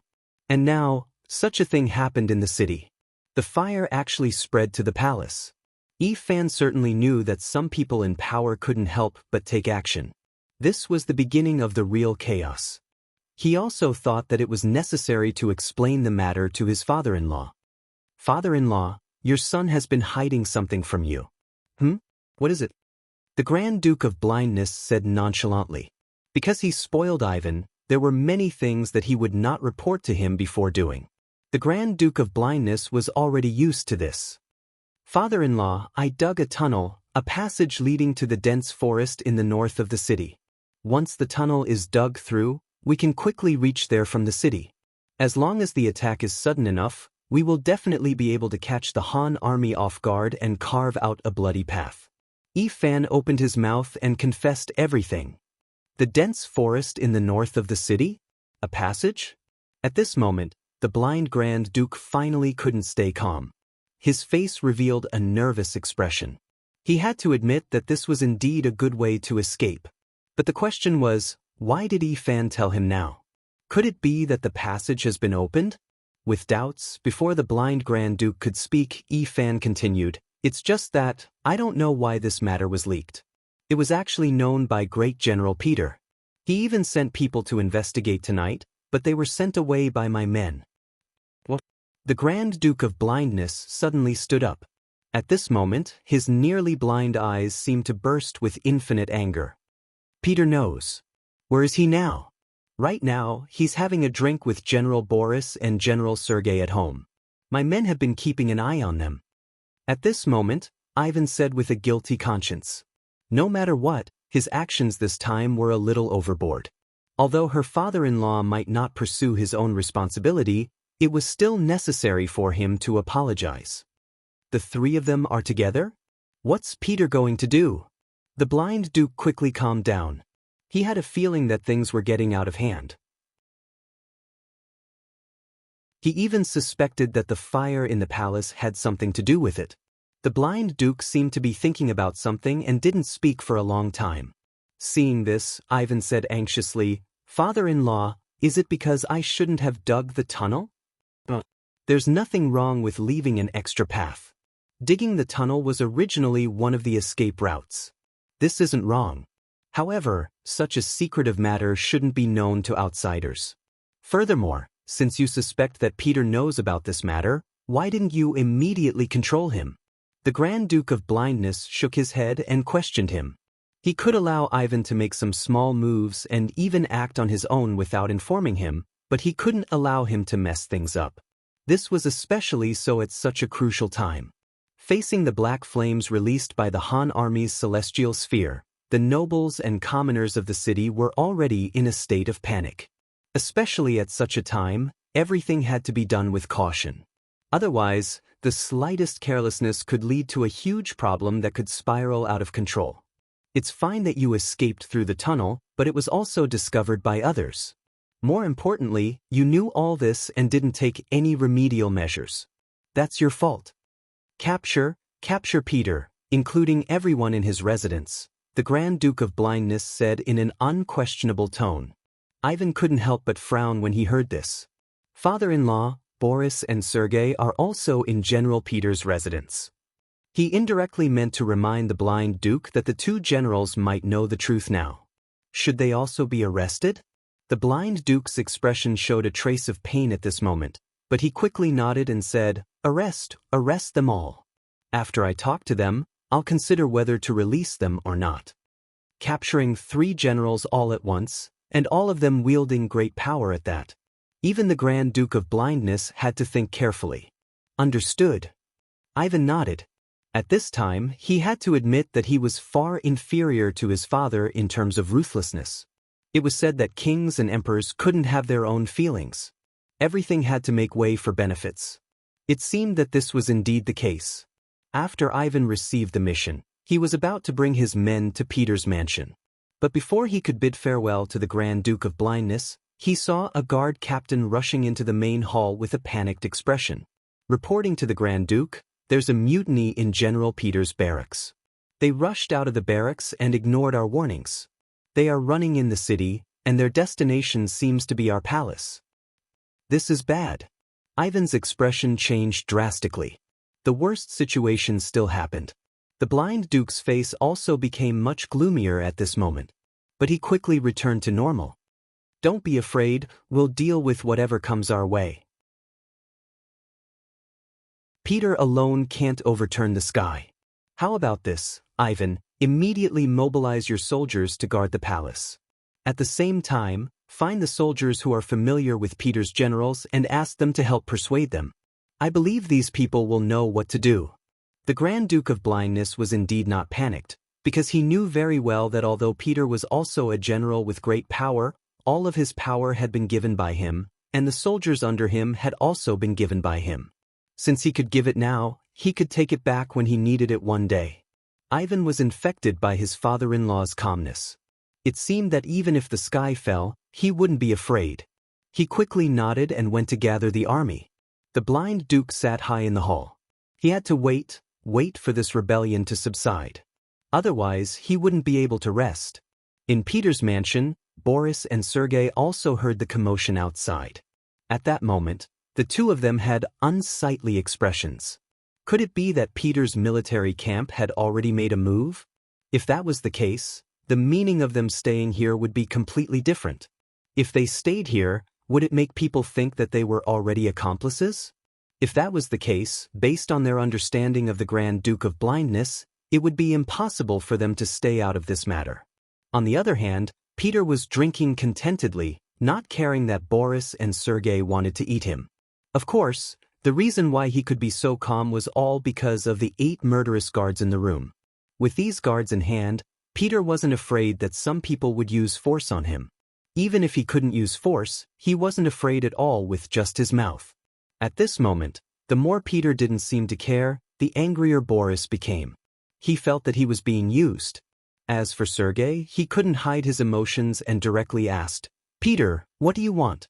Are you trying to drag us into a rebellion with you?" Such a shout finally shocked Peter. He also put down his wine glass, slowly raised his head, and looked at Sergei. How can this be called a rebellion? This is looking for a way out. Or do you think that under the attack of the Han army, the blind duke's regime can still be maintained and developed? You do. At this moment, Sergei was actually a little speechless by Peter's question.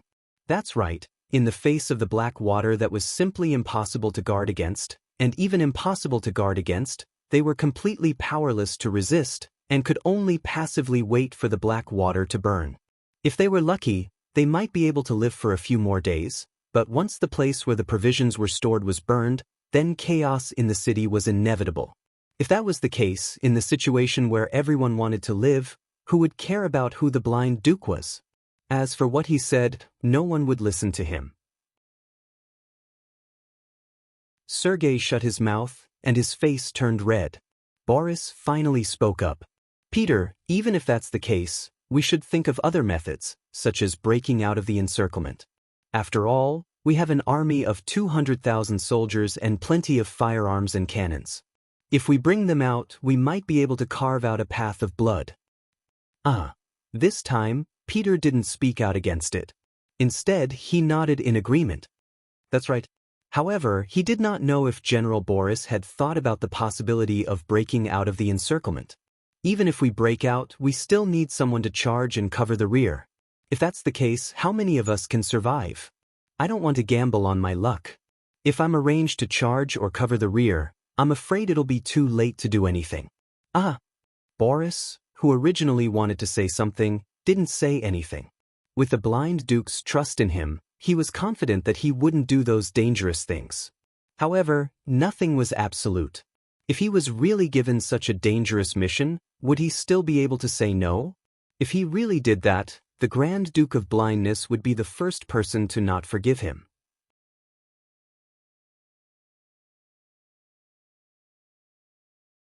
Chapter 1478.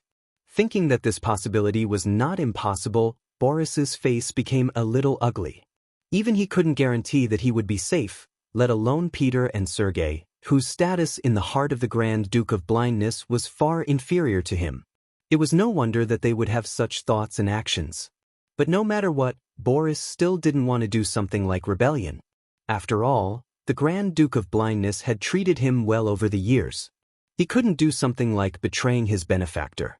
But how was he going to say it? As long as he said this, wouldn't it prove that he wasn't on the same side as them?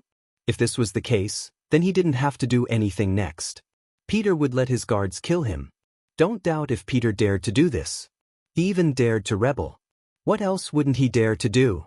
The two of them suddenly stopped talking. Peter's face had a little more smile.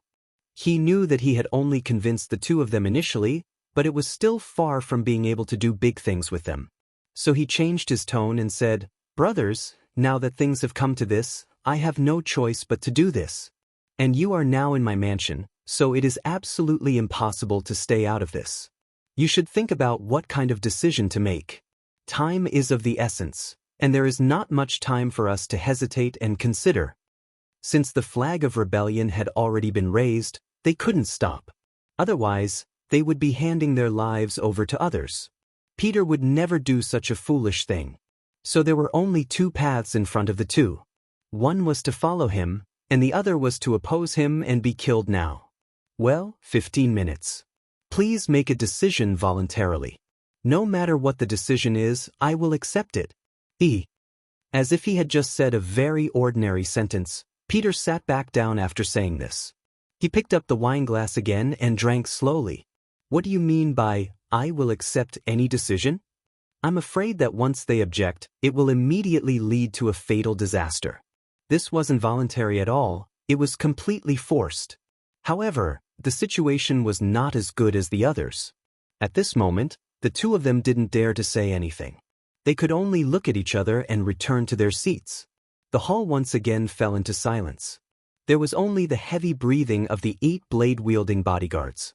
A huge fire suddenly broke out in Moscow, and soon, the sky seemed to be burning red.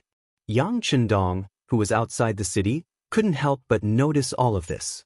Yang Chendong was already asleep when he received the report from the Black Cavalry. By the time he put on his clothes, the fiery red area was getting bigger and bigger. Looking at all this, Beta Persei scratched his head.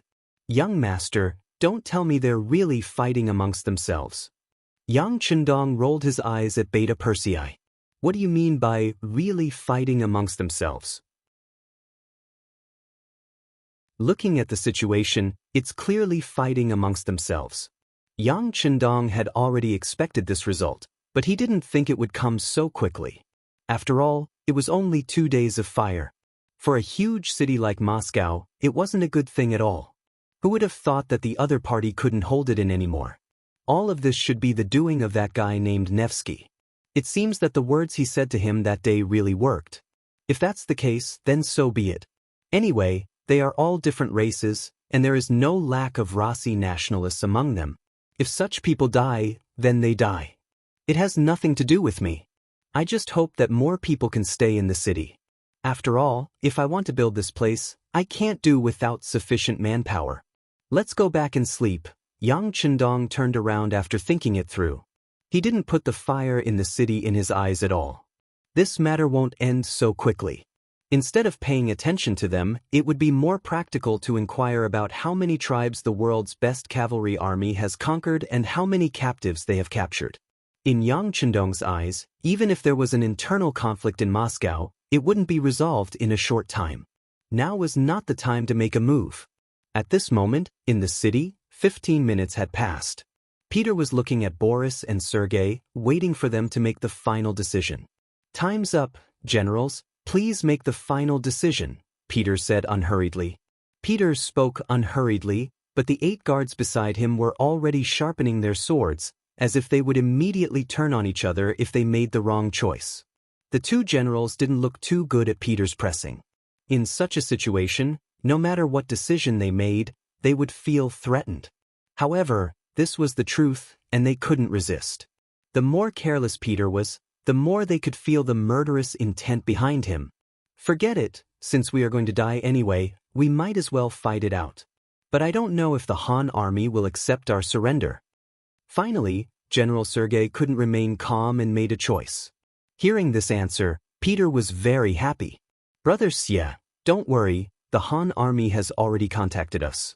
They said that as long as we can bring the heads of the blind Duke and Ivan to them, not only will our safety be guaranteed, we will also be able to keep a part of our property. You actually contacted the Han army in advance? This can't be fake, right? At this moment, even Boris was a little moved. He couldn't believe that Peter was so well prepared. However, he didn't seem to have any opportunity to contact the Han army. Don't tell me he's lying. Peter naturally heard the suspicion in Boris's voice. He knew that if he didn't explain things clearly, he wouldn't be able to convince the two of them. After thinking for a while, he told them about how Nevikov went to the Han army camp as a peace negotiator and discussed the terms of surrender with the other side. So it's like that? Hearing that it was done by Nikev, Boris really believed it. According to his understanding, Nikev was definitely capable of doing such a thing. He was living under someone else's roof, and he was so well prepared. Considering that the blind Duke had prepared an escape route without informing him, the choice he should make was very clear. He didn't seem to have any other choice. Okay, if that's the case, I will listen to General Peter. Boris finally nodded. At this moment, Peter couldn't help but breathe a sigh of relief. He was really afraid of making a move against the #1 general of the Ross Duchy. The other party's influence in the army was too great. If he couldn't be friends, then he could only be killed. He definitely couldn't be an enemy. Fortunately, he didn't disappoint and convince the other party. Overjoyed, Peter nodded to the personal guard beside him. Very quickly, someone brought over a pen and paper. In front of the two generals, Peter drafted an agreement in triplicate with the signatures and fingerprints of the 3 generals on it. In the Ross Duchy, the effect of a contract was still very strong. If someone violated it, then they would lose their credibility and would no longer be trusted by others. With this, Peter finally felt relieved. Then, the 3 generals could finally sit down calmly and discuss how to rebel. This result was somewhat out of Peter's expectations. Originally, the 3 of them wouldn't have any cooperation, and he was even prepared to take action. He didn't expect that they would actually choose to rebel with him. This was something he didn't even dare to think about before. He didn't know that everyone had a desire to live. Moreover, this time, Ivan didn't inform them about the tunnel. This was enough to prove that when Ivan really wanted to leave, he might not necessarily bring them along. Since Ivan had already abandoned them, why should they stick their hot face to some cold ass? In any case, the 3 generals sat down together and quickly came up with a plan. Time waits for no one. The situation outside was getting more and more chaotic. Who knew what would happen as time passed? Moreover, the blind Duke ruled the Rossi duchies. How could he be so easy to deal with? How could they not defeat him quickly? Accidents could happen at any time. In less than half an hour, the 2 generals left Peter's mansion. On the street, they saw the corpses on the ground. Judging from the clothes of those people, they should be the soldiers under Ivan. These people were obviously killed by Peter's soldiers. The civil war had already begun. Under Peter's arrangements, the troops sent by Ivan to capture the 3 generals were all intercepted outside the mansion. This also indicated that the conflict would escalate. If they didn't fight to the death, it would be impossible to stop the war, and there would be no result. At this time, outside the palace, the sounds of killing were also incessant. West Delhi led a group of soldiers to launch fierce attacks again and again. It was just that the palace had long been on guard against outsiders, and the defense of the palace was so tight that it wasn't easy to take it down. In this terrain that was easy to defend and difficult to attack, Ivan's army had also been mobilized. Together with the palace guards, they put a lot of pressure on West Delhi, and the latter's casualties began to increase. General, this won't do. The city walls are high and the arrows are sharp. Thousands of our brothers have already died. Seeing wave after wave of soldiers charging forward and then falling down in groups, and seeing their comrades who were talking to them a moment ago turn into corpses, many of the young generals had anxious looks on their faces. There were even some who began to waver in their hearts. They were already considering whether what they were doing was right or wrong.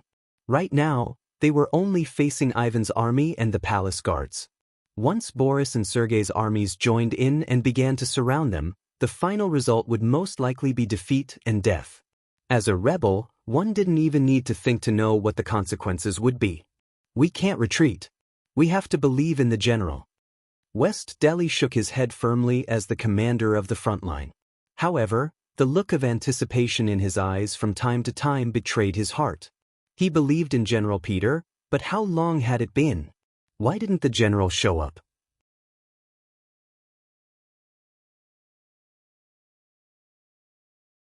Chapter 1479. The attack on the palace was blocked, and the losses were not small. Ivan, who was in charge of guarding the palace, relaxed a lot. Men, go and tell them that we are only the leaders. As long as they are willing to lay down their weapons, they can be spared. Young master, they are rebels. Hearing that Ivan wanted to spare the rebellious soldiers, the young general beside him was puzzled. Just carry out the order. Ivan shook his head. He did not care about the young generals. This was just a matter of convenience. What he wanted now was only victory. Once he dealt with Peter, the city would be quiet again. He would continue to dig the tunnel and leave. At that time, he would leave these people in the city and wait for the Han army to deal with them. What did it have to do with him whether they lived or died? Ivan had given a death order, and his subordinates had no choice but to carry it out. Such shouts quickly spread out from the palace. As soon as the shouts of "execute the leader and disregard the accomplices" rang out, the already low morale of the young generals and soldiers who already had their own ideas slowed down even more, making it clear that they were only doing their job without putting in any effort. Perhaps at this time, as long as someone stood up, these soldiers would turn around and kill Sidra instead of attacking the palace. The situation was critical. Seeing that another rebellion was about to happen, and even a few young generals were looking at Sidra with unfriendly gazes, a large group of White Russian soldiers rushed over from outside the palace. Before they arrived, their voices were heard. Someone has confused the blind duke and killed their way into the palace to clean up the emperor's subordinates. The people who came were the subordinates of Boris and Sergei. Although they did not directly say that they were rebelling, the words, "clean up the emperor's subordinates," were enough to prove their position. At some point, Peter had already arrived at the front line and came to Sidra's side. His expression was very calm. "Don't panic. They are here to support us. Continue to attack." Peter's appearance was undoubtedly a stabilizing force, causing the commotion in the army to stop. Everyone did not have any other thoughts. They cooperated with the other two armies and attacked the palace again. This time, it was not just two armies that came. At the same time, there were also some cannons that were hurriedly transported over. Facing the high walls of the palace, their plan was to use the cannons to create an opening and then win with superior numbers. The appearance of the cannons boosted the morale of the soldiers. They wouldn't have to risk their lives anymore. As long as the walls of the palace were breached, they would have many more opportunities. At that time, it would be the time for them to utilize the advantages of infantry and close combat. With the reinforcements, the morale of the rebel army soared. On the other hand, the situation of the White Russian army in the palace became dangerous. When the blind Grand Duke learned that Boris and Sergei had betrayed him, he finally lost his temper. He smashed an expensive porcelain on the table in front of him and threw it to the ground. Ivan, who was standing below, was also full of regret. At the end of the day, this matter was still caused by him. If he hadn't secretly dug the tunnel and was caught, this wouldn't have happened. "Father-in-law, I want to leave the palace and have a chat with the two generals," Ivan said as if he had made a decision. He only mentioned the two generals. Obviously, he had pushed Peter away, which proved that he did not intend to forgive this person. No. How could the blind Grand Duke not know what Ivan meant? But did he really think that Boris and Sergei were so easy to talk to? At this point, taking the initiative to talk to them was tantamount to sending a sheep into a tiger's mouth. He was afraid that he wouldn't be able to come back easily. The blind Grand Duke was old. He would rather take the risk himself than let his son do this. "Ivan, the future of the Russian Empire will be in your hands. No matter what, nothing can happen to you. You carry our hope for the future. How about this? Immediately arrange for people to break out. As long as you break out of the palace, find a place to hide in the city. Remember, you must not be found. Then I can die in peace. Father-in-law. At this moment, the tears in Ivan's eyes finally flowed down uncontrollably. Okay, go and prepare. Take advantage of the darkness to break out. The blind Grand Duke waved his hand with a trace of pity on his face. After leaving this time, he really didn't know when they would meet again. Father-in-law.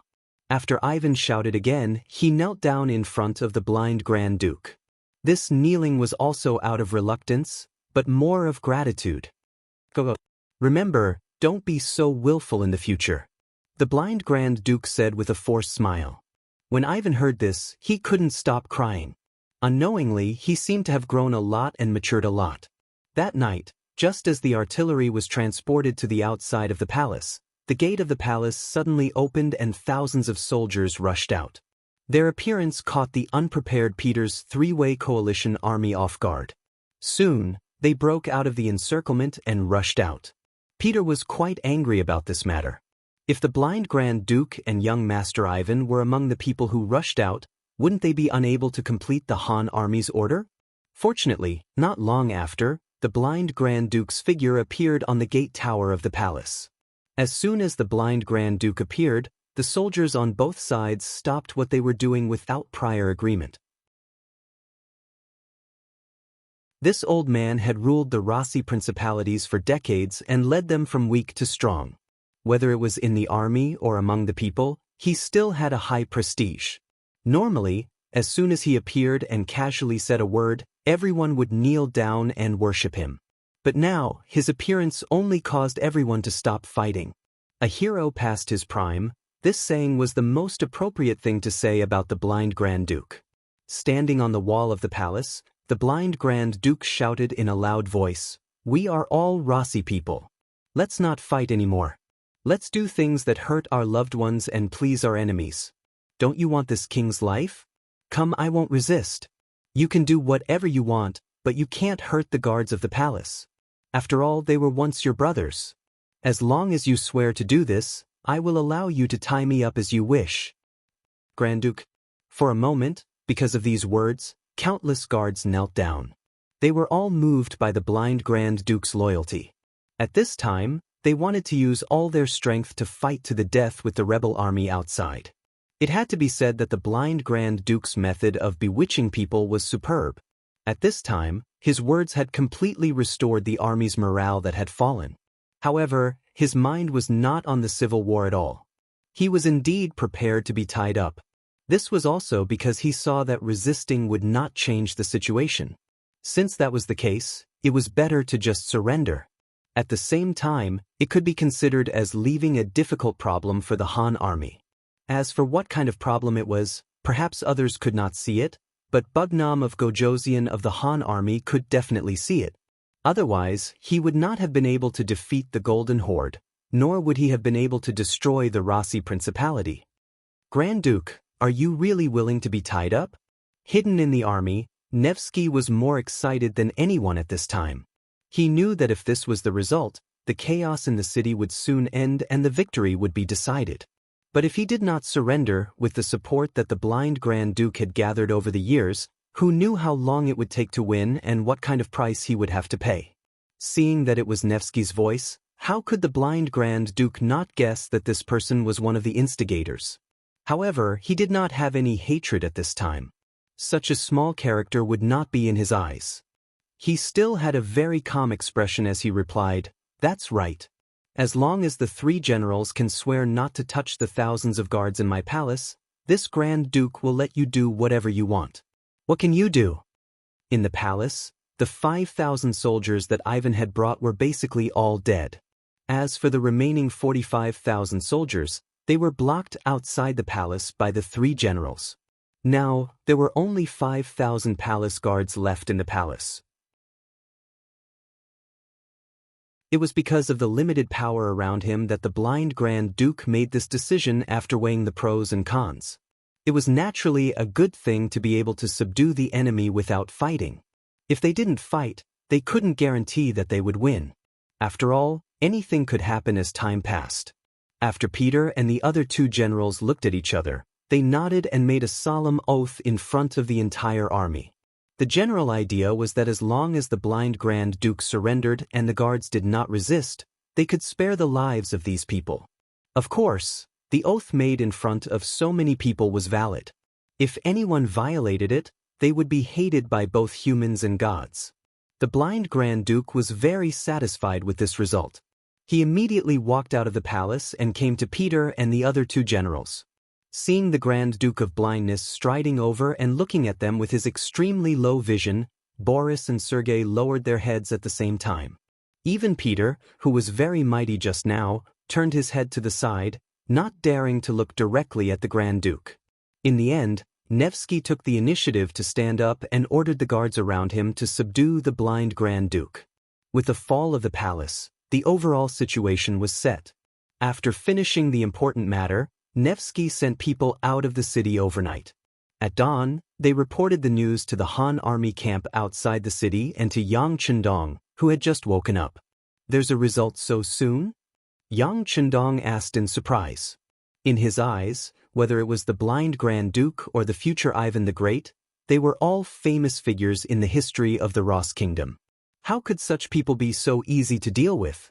Even if someone said that this civil war would last for 10 days, half a month, or even longer, he would believe it.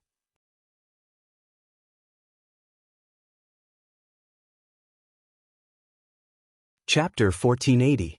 Yes, the messenger sent by Nevsky said that the blind Grand Duke took the initiative to be captured, and the palace was also captured.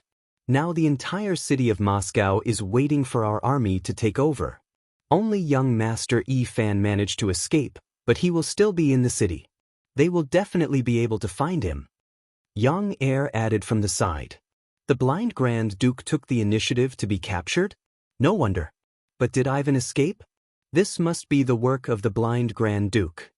Yang Chendong smiled after listening. That's right. If someone said that a general in the Nevsky army could take down the blind Grand Duke and his son, then he wouldn't believe it. Young master, what should we do next? Beta Persei had long been accustomed to Yang Chendong talking to himself, and he had long dispelled his curiosity. What he wanted to ask now was what to do next. What else can we do? As long as Ivan is still in the city, we are not afraid of not being able to find him. Pass down my orders. The siege cannot be stopped. No one is to be allowed to leave without permission. Also, reply to the messenger. Tell him to inform Nevsky that he has done a good job. This king will also fulfill his promise. Now, all he needs to do is to send people to fill up the big holes outside Moscow to ensure that our cavalry can enter the city smoothly. Since you were the ones who dug the hole, you should be the ones to fill it up. Yang Chendong wouldn't let his soldiers spend so much effort. He also used this time to think about what to do next. To be honest, whether it was dealing with the Golden Horde or the Ross Principalities, things went smoothly beyond his imagination. Yang Chendong was confident about the final victory, but to be able to solve the problem so quickly, this was the important role of the three basic factors. First, the 5-star army has the most powerful weapons in the world, whether it is the power of the flintlock, the fierceness of the artillery, or the hot air balloons. They are far beyond the products of this era, and therefore can achieve the role of destroying the enemy on the battlefield. Secondly, there were many veterans in the 5-star army. They had been on the battlefield and were not afraid of death. The benefits of military merit were generous. Under such good conditions, they could even display their own strength. This ensured that the soldiers in the army were always very high-spirited, achieving the goal of being invincible and invincible. Let's put it this way, if a group of 500 elite veterans fought against a group of 5,000 new recruits, then the victor would definitely be the veterans with fewer people. It was only because they didn't have stage fright. They knew how to protect themselves while effectively attacking their opponents on the battlefield. As long as the general's orders and direction were correct, they would be able to play to their advantage. On the other hand, if it was a group of new recruits on the battlefield, it was very likely that they would fall into disarray. When they saw blood and death, they would not be able to adapt and would forget everything. Even if the opponent's butcher's knife was in front of them, they would not know how to block it.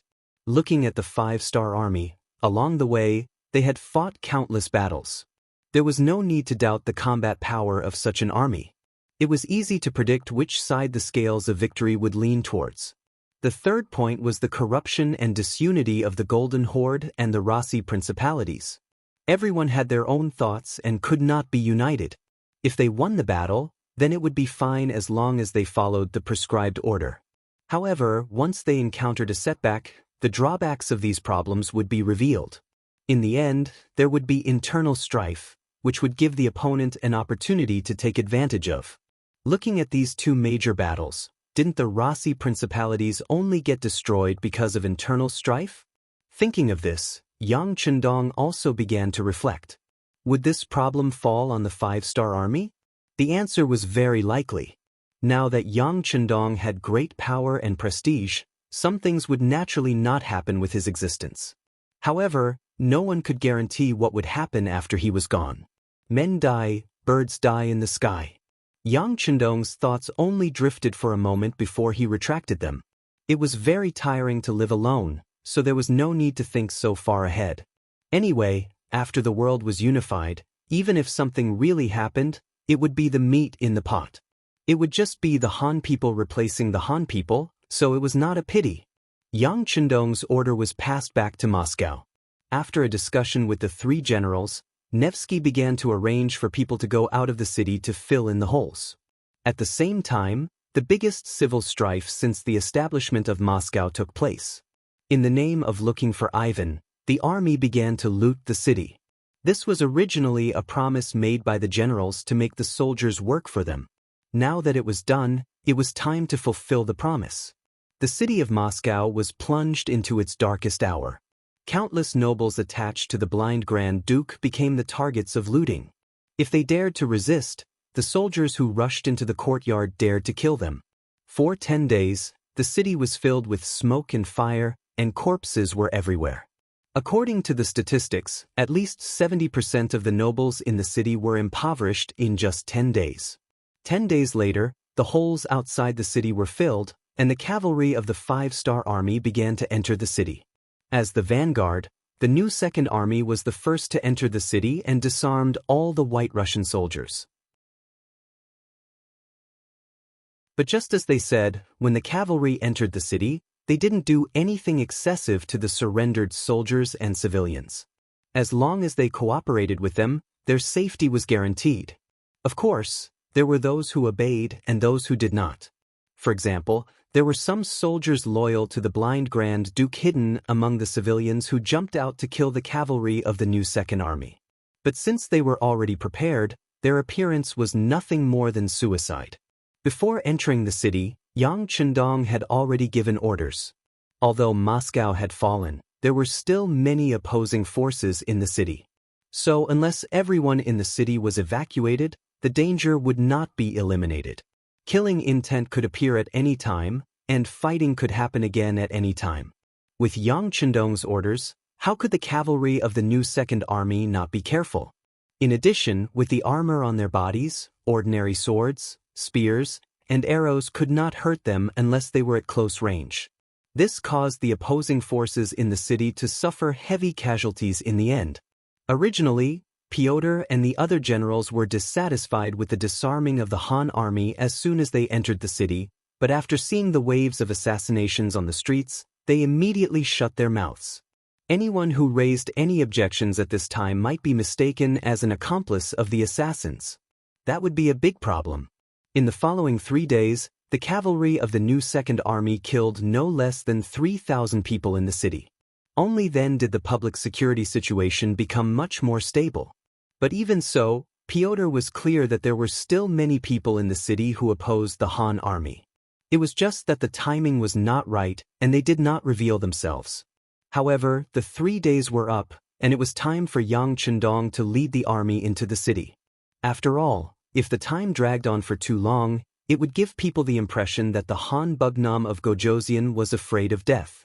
If that was the case, it would only help the enemy's morale and flames. Compared to the Golden Horde, the Rasi dukedom's emotions were much higher. Under the indoctrination of the Grand Duke of Blindness, Many White Russians had established themselves with the slogan that the world was vast, and White Russians were the most respected. In their eyes, they were the strongest people in the world. They should rule the world and not be ruled by others. Under the extreme nationalism, the public security in the city was worrying. However, since Yang Chendong had said that he would enter the city in 3 days, there was no reason for him not to enter the city when the time came. Outside the east gate of Moscow, 3 days later in the morning, Yang Chendong rode a white dragon and entered the city under the protection of 2,000 black-clothed and black-armored black cavalry dragon guards. Yang Chendong, who already had the strength of a grandmaster, admitted that unless it was a cannon, it would be extremely unrealistic for others to want to keep him here. Even so, as long as he was prepared, he could move into the warehouse at any time. This was truly a self-preservation weapon. With this kind of capital, even if it was a dragon's pool or a tiger's den, he would still dare to charge in. Not to mention, Moscow was currently filled with the new Second Army's 5-star army cavalry. What was there to fear? At the city gate, Nevsky, Pyotr, Boris, and Sergei were already waiting in a welcoming formation. When Yang Chendong appeared here, they were still some distance away. However, these people all knelt on the ground. Some of them didn't even dare to raise their heads, let alone move, to show their sincerity. Now, they were at the mercy of Yang Chendong. Even if Yang Chendong changed his mind and wanted to kill them all, these people would have no power to resist. Since that was the case, there was no other way other than to willingly submit to him. Get up. Riding a white dragon, Yang Chendong appeared in front of a group of Russian officials and spoke in Russian. It was important to clarify that the current white dragon was no longer the white dragon of the past, but the descendant of the white dragon. After all, there was a limit to the lifespan of a healthy horse. Although the old white dragon was not dead yet, it was not as fast as it used to be. Fortunately, after conquering so many places and conquering so many territories, the white dragon had already found a suitable mate for the next generation of white dragons, which was already ready for service. But without exception, the owner of the white dragon could only be Yang Chendong. No one else had the authority to ride on them. The high and mighty Yang Chendong greeted the group of Russian officials in Russian. Only then did these people who were kneeling on the ground stand up in trepidation. "Come, give me a horse, and we will tour the city together," Yang Chendong said to Beta Persei and the others in Mandarin with a smile on his face. Being able to ride a horse with Bugnam of Gojosian was a very glorious thing. At least, that was what the generals of the 5-star army thought. And now, this treatment was given to these surrendered officials, which made many people envious.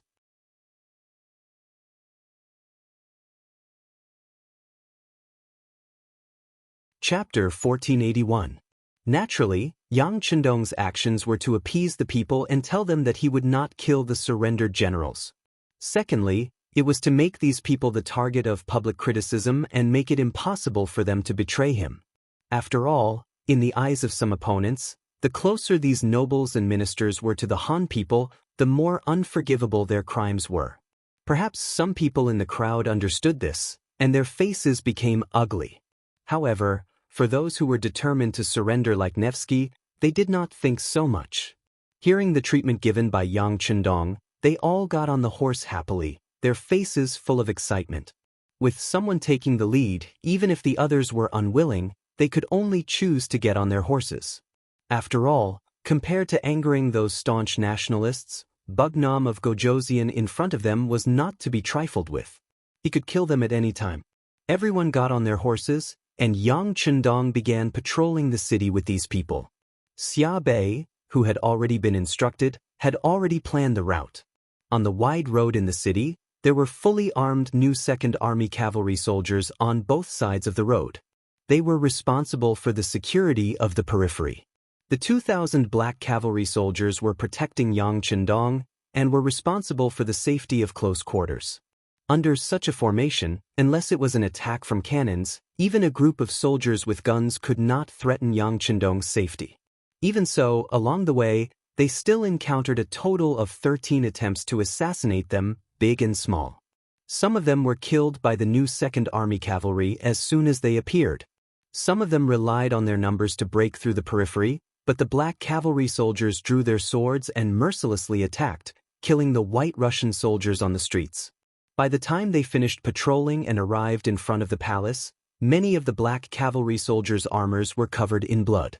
Regarding this, the black cavalry soldiers acted as if they did not hear anything. Perhaps they were used to such scenes and were not moved at all. They were still standing upright on their horses. When Nevsky and the other nobles saw this scene, their bodies trembled, and they looked at Yang Chendong with reverence. In the eyes of Pyotr and the other generals, who were used to seeing blood, they were also amazed by the strength of the black cavalry. They had observed very carefully just now. When the black cavalry soldiers killed people, they did not even blink, and their arms did not tremble at all. It felt like they had done this countless times and were already numb to it. Facing such an army, even without flying balls or black oil, the generals could not help but ask themselves if they could stop them. The result would be the same. During the patrolling the city, more than 1,000 White Russians were killed. Only then did Yang Chendong was satisfied and entered the palace to listen to the reports below. The white, the black and black cavalry soldiers of course, and the White Russian soldiers, the black cavalry and the black cavalry soldiers. However, all the good things in the palace added up to 40 million silver taels. Of course, this did not mean that the White Russians were poor. In fact, a lot of the wealth was in the hands of the nobles. She had done a rough investigation. If the nobles could only leave with 10% of their wealth, they would have to hand over more than 200 million taels of wealth. From this, it could be seen that they were still very rich. After 2 big battles, Yang Chendong was very satisfied with the harvest he had gained. Especially in the battle against Moscow, he had only sent out 2 flying balls and dropped some black oil. His side had not suffered any losses, and yet he had gained so much. It seemed like it was really worth it. In his joy, Yang Chendong looked at Shibi and said, "Apart from taking out a portion of the spoils for the army to continue expanding, the rest will be split equally between you and Crimson City to develop this place." Hearing that he could keep half of the spoils, Shibi was naturally overjoyed. Yang Chendong had told him about the establishment of the new second army. Now that he had so much wealth to support him, if he did not do well, he might as well go home and be a farmer. Shibi was very happy. Yang Chendong also made a request. He wanted this place to undergo a small change every year and a big change every 3 years. He wanted to make use of the vast land here to become Yang Xie's granary. Not only that, but there were also many forests and rich minerals. This place would also become Yang Xie's heavy industrial zone. In the future, some of the heavy industrial factories in Crimson City would move here. As the owner of this place, Shibi had to be ready to welcome and cooperate. In order to let Shibi do his work better, Yang Chendong not only gave him the position of commander of the new second army, he also gave him the position of governor of the Eastern European province. Yes, the land where the Rossi principalities and the Golden Horde were located was merged into a new province called the Eastern European province. In comparison, the area it occupied was far larger than any of the provinces under Yang Xie's control.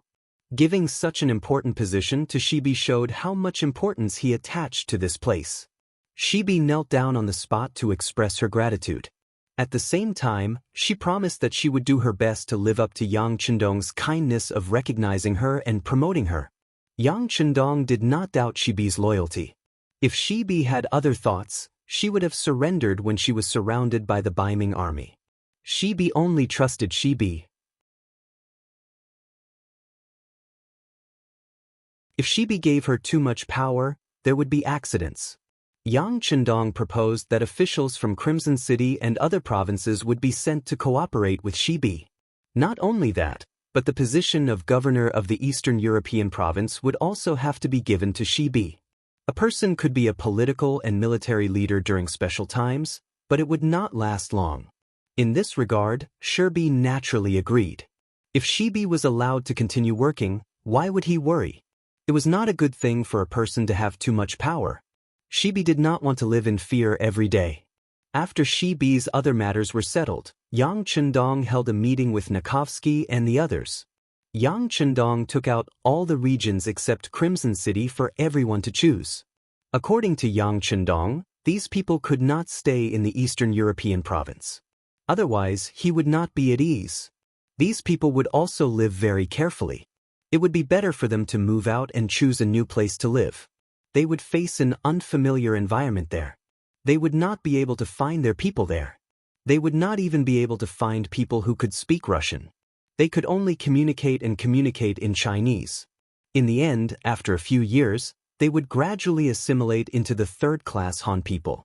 Everyone was relieved that Yang Chendong had given them a way out. Not to mention, Yang Chendong had allowed them to take away 1/10 of their current wealth. With money, they wouldn't have a bad life anywhere. At that moment, everyone began to choose a new place to live in. Fortunately, Xia's territory was large enough for everyone to choose. They would not have a chance to meet again. During this time, Pyotr, Sergei, and several other important generals also expressed their desire to continue serving in the army. They were different from Boris. Boris was indebted to the Grand Duke of Blindness. Now that he had betrayed his old master, how could he still serve the Han people? But Pyotr and Sergei were different. They were still in their prime and wanted to make a name for themselves. Especially after seeing the strength of the Han army, they wanted to join and make a name for themselves. For this kind of request, Yang Chendong did not hesitate to refuse. The reason why he used the generals of the Golden Horde was that they had been leading cavalry for many years and were truly valiant generals. Secondly, they were uncultured and thought that whoever fed them was the master. Of course, they would be easy to control. But the generals of the Russian Empire were different. They were influenced by the Grand Duke of Blindness and knew right from wrong. People with ideas like these were dangerous existences who could be stabbed in the back at any time. Not to mention, these generals were used to commanding firearms. In Xianxia, the main force of firearms was the Cold Front. How could such an elite be led by someone from a different race?